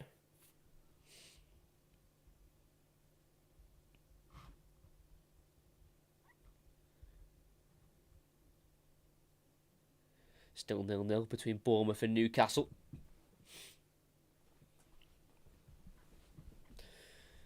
As we'll go through the lineups as well for the 4:30 kickoff.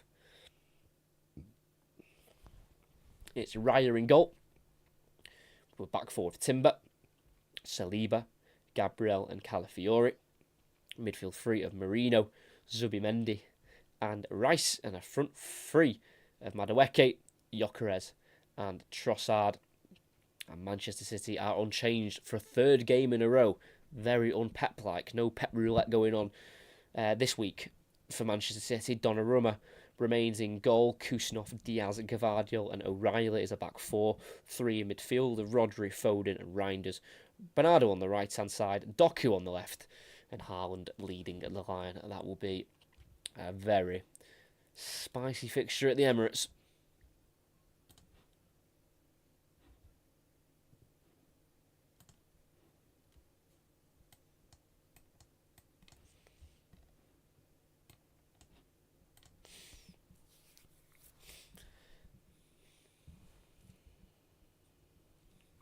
Martinez has it. He's been closed down by Isidore. Goes to Mings again on the left side of the box.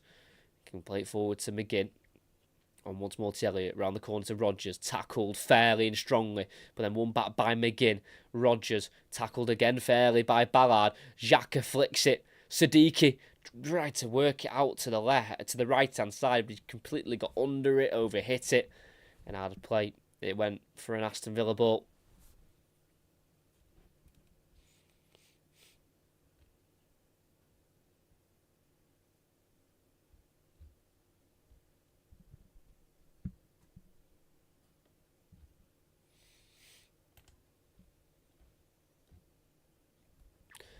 Another Aston Villa change as they hold on to their lead.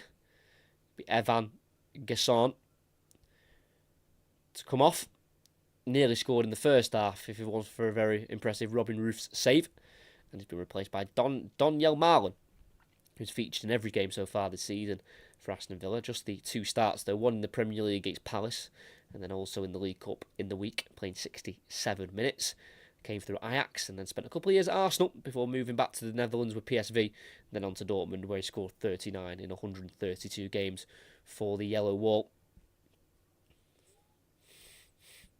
Just scored the 3 goals since joining in January, Donyell Marlon, for £21 million. And they all came in the Premier League.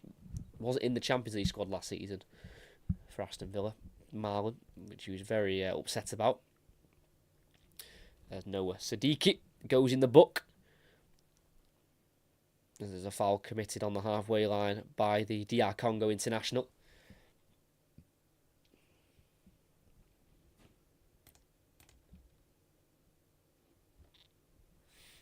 Martinez, the risky playing out from the back. Kamara to Konsa. Cash at right back, being closed down.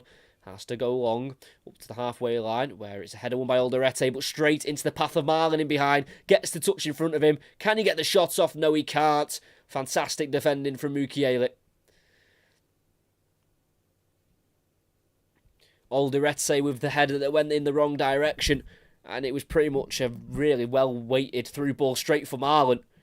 As Mukiele was caught out of position, but he had the pace to get back in and put Marlon under enough pressure to not foul him, but to also cause him to lose composure and not able to round the goalie and put it into an open net. 15 minutes left to play. Still 1-0 to Aston Villa.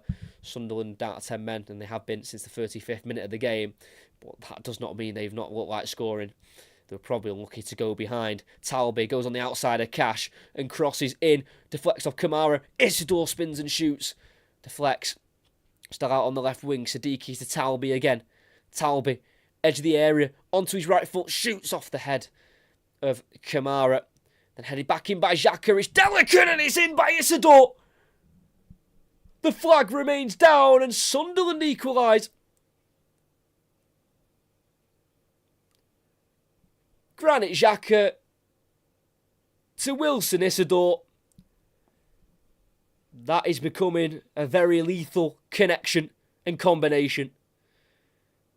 They were the 2 players who linked up for the winner against Brentford in their last home game. That one was in the 96th minute. This one's come slightly earlier, but it has come at a pivotal time in the game. 15 minutes to play. They're all square and with 10 men. The shot from Talby was headed up into the sky by Kamara, and then it fell to Xhaka on the edge of the area, who was just given all the time in the world to delicately head the ball over the top of the Villa defence. And then Isidore, on the half volley, was able to get the shot in ahead of Cash. Sweeps it underneath the body of Martinez into the bottom corner. It's 3-5 now in the Premier League for Wilson Isidore. All 3 of his goals have come at home. And it's his first goal of the season from a start.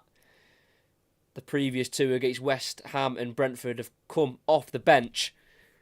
And he's had to graft so hard this afternoon, being the lone striker. And he deserves that goal. Xhaka with brilliance of his own with the header to get the assist. And Isidore finishes. It's 1-1 here at the Stadium of Light.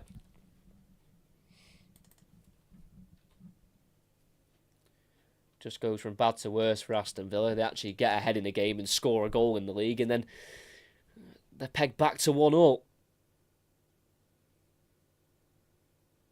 Cash is overlapping here as Marlon feeds it to Elliott. Everyone behind the ball for Sunderland. Mings about 40 yards from goal has it. Goes to Elliott onto his right. It's now Kamara to Elliott once more. The man who almost single-handedly won England under-21s the Euros in the summer. Looking lively, Harvey Elliott, really trying to make things happen. Constantly keeping the ball moving. Maatsen. Rodgers on the left wing. Running at Hume. Goes to the edge of the area to McGinn. Tackled fairly by Lefay. Has it now on this right-hand side for Sunderland. He needs to try and release it. McGinn wanting to win it back, and that's what he does. Rodgers then caught late. No, says the referee. Xhaka goes to Ballard, who just about meets ahead of Marlon. Just gets rid. It ends up being a good switch out towards Talby, but he can't get it under control. And it is a throw-in for Aston Villa. This game's become lively. Still 0-0 at the Vitality between Bournemouth and Newcastle.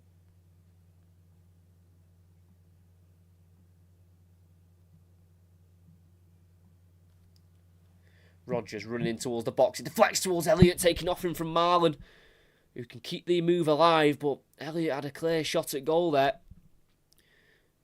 Here is Harvey Elliott on the edge of the 18-yard box. Finds Konsa.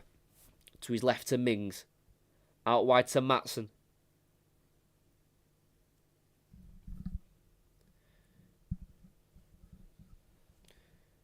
It's now the opposite side now with Elliott. He's got Cash to his right. Plays it to him. Kamara is patient from Aston Villa. Mings to Rodgers. Can't quite find him. Too far ahead of him.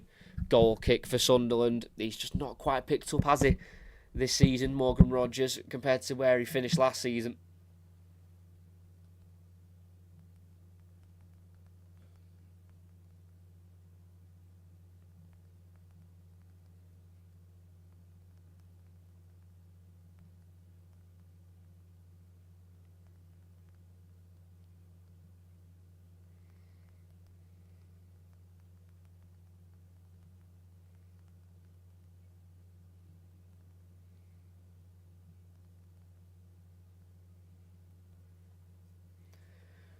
So it's a Sunderland change. We're going to get 3 of them.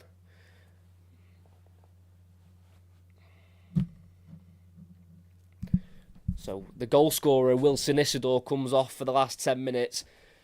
And I can understand why he's come off. I know he's scored, but my word, has that lad grafted today. He has not stopped running. He's not stopped holding the ball up.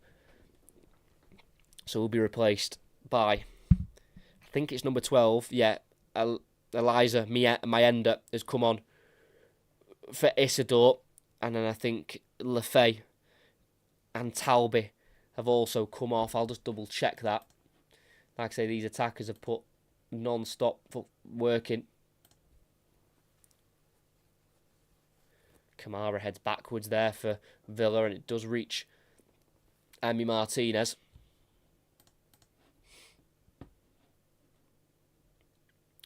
So Isidore and Talby have come off for Mayenda and Masuaku. And I think Lefay has also come off for Gertrude, another new signing of Sunderland's. Lucharel Gertrude, who they brought in on loan from Leipzig. Masuaku, who you'll remember the name of. Once of West Ham. He's joined on a free from Besiktas. And then Mayenda, who scored the very important goal at Coventry to get them a winner in the first leg. And also scored the equaliser in the final at Wembley. I'm going to get an Aston Villa change as well. 2 of them. Morgan Rodgers comes off, and so does Boubacar Kamara for Jadon Sancho and Lamar Bogard. Did start the last game in the Premier League and the League Cup, Bogard, due to the injuries of Anana and Tielemans. Less than 10 minutes to play. Maatsen finds Konsa, being pressed there by Siddiqui. Matson, lifted ball forward, can't find Marlon, big header from Ballard, well, as far as Bogard. He works it into Cash just beyond the halfway line now for Aston Villa. Bogard finds Conser. Out wide left to Matson. Now Sancho, one-on-one with Hume. Can't take him on. Good tackle from the full-back. Throw in for Aston Villa.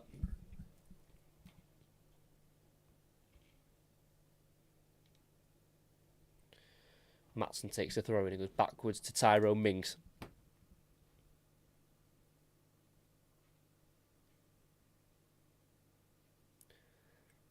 Sancho trying to play the ball through into the gap for Matson. He's found him. The ball goes across. Can they get a shot off? Xhaka can't clear it. Harvey Elliott with the shot. And wide it goes. Goal kick given. Looking to score in back-to-back games for his new club. Brilliant ball from Sancho. Perfectly weighted to find Matson on the byline. Lifted in. Xhaka just didn't clear it in time. He took too long. And then Elliott's gone to place it into the top left corner. And here's the angle just behind that post. How close was it? It just needs to bend. He's hit it too straight. It's literally inches away. But he's got to put a bit of bend on that shot. I can't believe he's hit that so straight. And it's gone for a Sunderland goal kick. Let off. Massive let off. For Sunderland.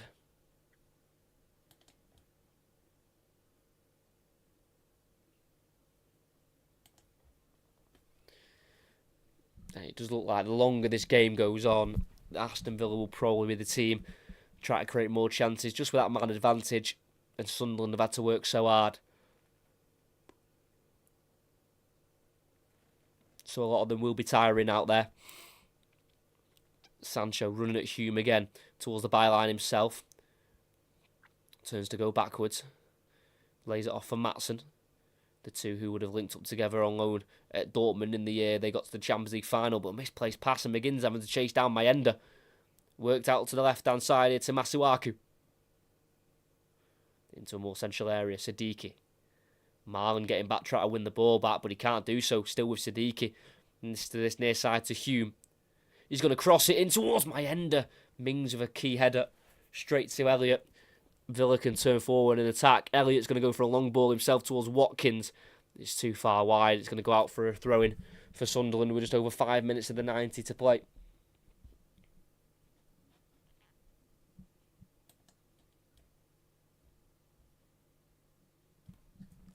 Long ball from Sunderland. Again, looking for Mayenda. Mings wins the first header. Bogard wins the second. Controlled by Matson in the end. And he goes across to Conser. Will we get a late winner here for either of the two teams?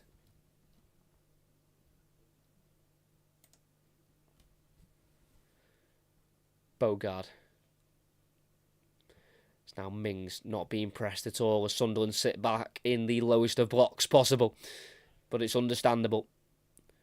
Sancho in the corner of the box, left-hand side. Again, try to get beyond Hume. Goes on the outside. Has to turn back and play it to Matson. Mings to Sancho. Thought about the cross. Goes for the 1-2 instead of Elliott. And then the cross eventually goes in. And it will be a throw-in for Aston Villa. Sancho gets the ball returned to him from Matson. Mings quickly across to Cash, who scored from afar before, and he's going to go for another one. Deflects to McGinn, who goes back to Mings. Keeps it calm there, McGinn. Sancho thought about the cross again. Instead, we'll go for the overlap of Matson. No, still with the ball here. Sancho goes for a low-driven shot. Deflects and cleared to Mayenda, who nutmegs Cash. No real outlet for him. Finds Masuaku to his left. Goes inside to Xhaka. Back out wide here to Alderete. Then back through for Masuaku. Tackle from Cash fairly. Then Marlon gets involved. Last touch off the Dutchman. And that'll be a throw-in for Sunderland.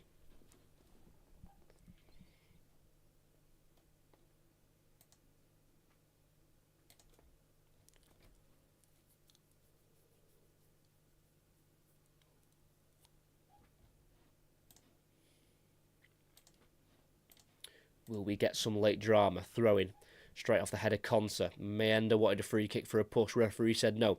Matson driving forward. Trip from behind by Xhaka. Free kick. And the yellow card. Feeling that one. Ian Matson, the substitute, off the bench for the away side. Has the one appearance for the Netherlands, and he scored in it against Spain in the Nations League quarter-final back in March of this year. He did go to the Euros not last summer, one before. Last year, he was a late call-up and he didn't make any appearances. We're going to get a substitute shortly for one of the two teams. Didn't quite catch who it was.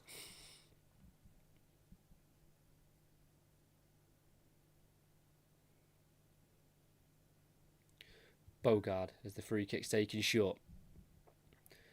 Out wide to Sancho, causing a bit of a problem for Sunderland. Sancho and Matson on that left, cutting onto his right foot, laying it behind him to McGinn, who's going to put a cross in deep, and it's going to be met by Watkins, then volleyed by Masuaku. And it's going to roll out for an Aston Villa throw-in, which is going to be taken quickly here by Harvey Elliott.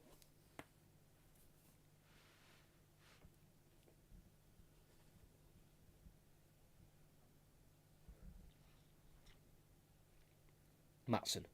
Sancho, everything to his right here in the final third as he's running at Hume, but plays it to the runner Matson. Low ball to near post, dealt with, cut out by Mukiele, who's probably been up there for man of the match for me, the French centre-back. He's been outstanding this afternoon.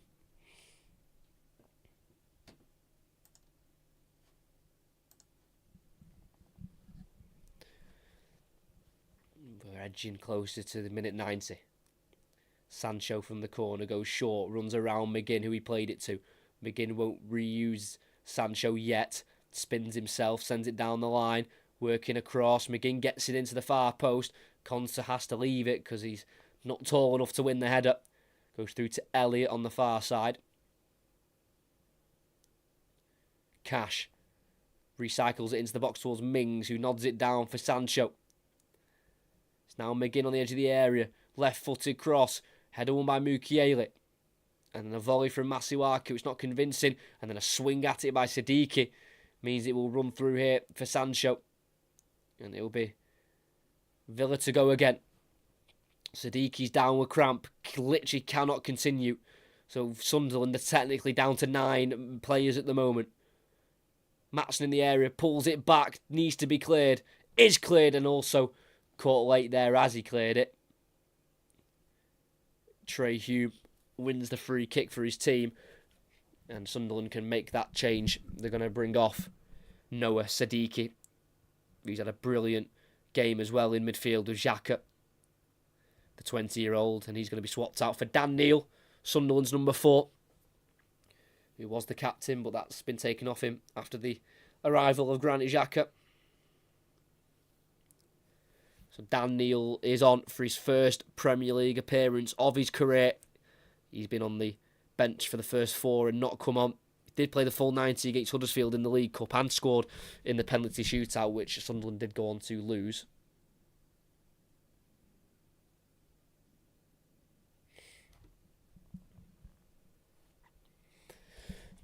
Five minutes added on. We've played 45 seconds of it. Free kick taken by Roofs. Header won by Bogard. Or as far as Neil, who can't quite keep it alive with the help of Mayenda. It's now Elliott in the centre circle. Finding Bogard. Goes to the left to Matson. Just about keeps it under control. Back into essential area to Bogard. Sancho in a left wing position. Been a constant battle the last 5 minutes. Sancho against Hume. Sancho into the box towards Marlon. It's not a bad idea, but Xhaka reads it. Clearance goes only as far as Mings. McGinn back out wide to Sancho on his right foot. Fancies the cross. Brilliant ball in, and it's not met by anyone. How on earth has that gone all the way through? Watkins missed it first. Cash was too late at the back post. And that's the chance. Sancho cannot put a better ball in than that. Oh, Watkins has got to score. maybe Cash could do better, but I really don't think he expected it to come through. Because Watkins has got to head that home. About 6 yards out. There's just no excuse. Ollie Watkins, who is Aston Villa's all-time Premier League scorer, should have had another to his tally. Maatsen clears up high in the sky, down the left-hand side, headed won by Mukiele. Look, as far as Maatsen gets it inside to Konsa. Brilliant ball. Konsa to Cash. Bogard slightly caught under his foot there, but he just about keeps it moving. Harvey Elliott, 2.5 minutes left of added on time to go. Elliott lifts it in towards Marlon, who heads it back across. Still alive. Bogard jumps, tries to lay it off for Maatsen, goes to Marlon instead, tries to shoot, deflects up. Watkins with the header. And once again, he's absolutely squandered a huge opportunity. He's headed it straight at the goalkeeper. Flag was up for offside, so it might not have counted. Let's have a look. Would it have stood? He was offside, so it wouldn't have counted, but still, 6 yards out, heading it right at the goalkeeper. It's just not good enough at all.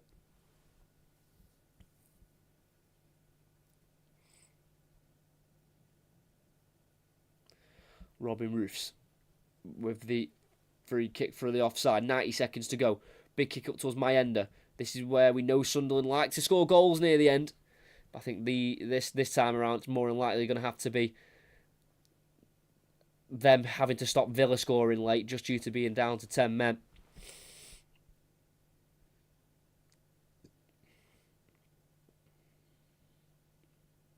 Elliott putting it into the area. Header for Mukiele. It's a free one as well. Works it to Mayenda, who's going to give chase to this ball, but Mings will get there first, and he had to. Because if he didn't, Mayenda was one-on-one with Martinez. Less than a minute to go at the Stadium of Light.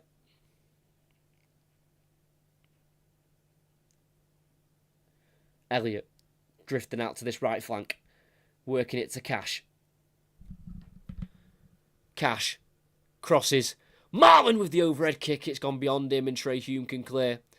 Headed up into the air by Mayenda. Volleyed back out wide left to Mings by Konsa. Mings pass deflects and it goes out for a throw for Villa. Less than 30 seconds to go. Taken quickly by Sancho and he gets the ball returned to him by Marlon. Bogard. Forward towards Marlon. It's intercepted by Neil, who was tripped in the box. And that will probably be that. Massive waste there by the substitute Lamar Bogard. Unai Emery's already accepted the draw. He shook hands with Regis Labrie and he's already made his way down the tunnel. Unai Emery, not a happy man. No clapping for the away support, which I always find a little bit disrespectful when managers don't go and applaud the travelling support. Even if it's not a thing that you do, make it a thing you do. Because it's a 7-hour round trip for Aston Villa, there and back. So we played the 5 minutes, big kick up in the air. Referee still allows play to carry on. Drops to Maatsen. Big kick forward. Watkins goes down off the ball. Referee says no. And the referee will then blow for full time. And it ends 1-1 here at the Stadium of Light.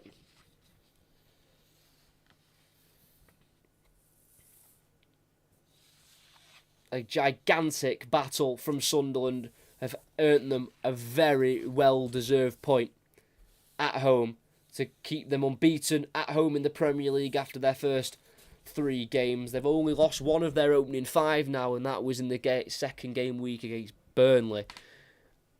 And it's definitely everything they deserve. Aston Villa looking poor. You can see why they're struggling to score. Just seems like there's a lack of movement, lack of creativity. Definitely missing the likes of Tielemans and Onana in that midfield. But the first goal, well, the first main talking point of the game was 10 minutes before half-time. Renildo was sent off for Sunderland after a kick-out on Cash. And then with a quarter of the game to go, 67 minutes in, Cash ended up putting Aston Villa ahead. 25 yards out, dead centre of the pitch. He let fly a shot, which had some wicked movement, which completely deceived Roofs, who timed his punch away, and it ended up sending it into the roof of the net and into the top corner, and it gave Aston Villa a lead. But even with 10 men, 8 minutes later, Sunderland equalised. Aston Villa couldn't clear their lines. Xhaka had a free header on the edge of the box and he delicately lifted it in behind for Isidore, who 8 yards out beat Cash to it and was able to slide the ball under Emi Martinez. There was some late possession for Aston Villa, a couple of late chances. The biggest one came right towards the end when Sancho put a cross into the box in the 92nd minute, and Watkins from 6 yards completely missed the header. And Cash couldn't quite convert at the far post because I don't think he thought the ball was going to make its way to him. And Watkins will be kicking himself because he simply had to score. But here at the Stadium of Light, it finishes Sunderland 1, Aston Villa 1. And at the Vitality, what's it ended? It looks like it's probably ended 0-0 from the reaction of the two players. Neither players look too frustrated. Yeah, 0-0 at the Vitality between Bournemouth and Newcastle. Great commentaries, mate. Thank you very much. If you did enjoy, make sure you do like and subscribe if you haven't already. Here at the Stadium of Light, Sunderland went down to 10 men, but still looked like they were going to be the most likely team to score. But eventually, Aston Villa got their first league goal of the season. It was a thunderbolt from afar from Cash. They weren't able to hold on, though. 8 minutes later, Isidore scored again at home for Sunderland. That's 3 in a row for him in the league at the Stadium of Light after a really fantastic assist from Xhaka.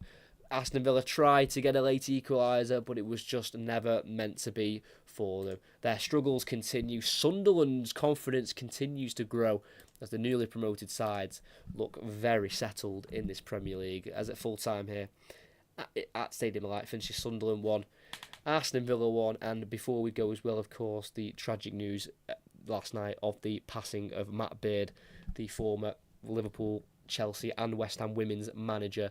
It has started to come out, the news that he unfortunately did take his own life. And in the description, I've done a walk this summer. I've done a 24-hour walk, walked 58 miles for calm, as you can see right there. Campaign against living miserably.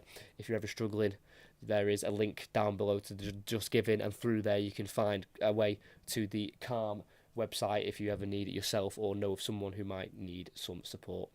But either way, hopefully there'll be another commentary next week. But here at the Stadium of Light, it finishes Sunderland 1, Aston Villa 1.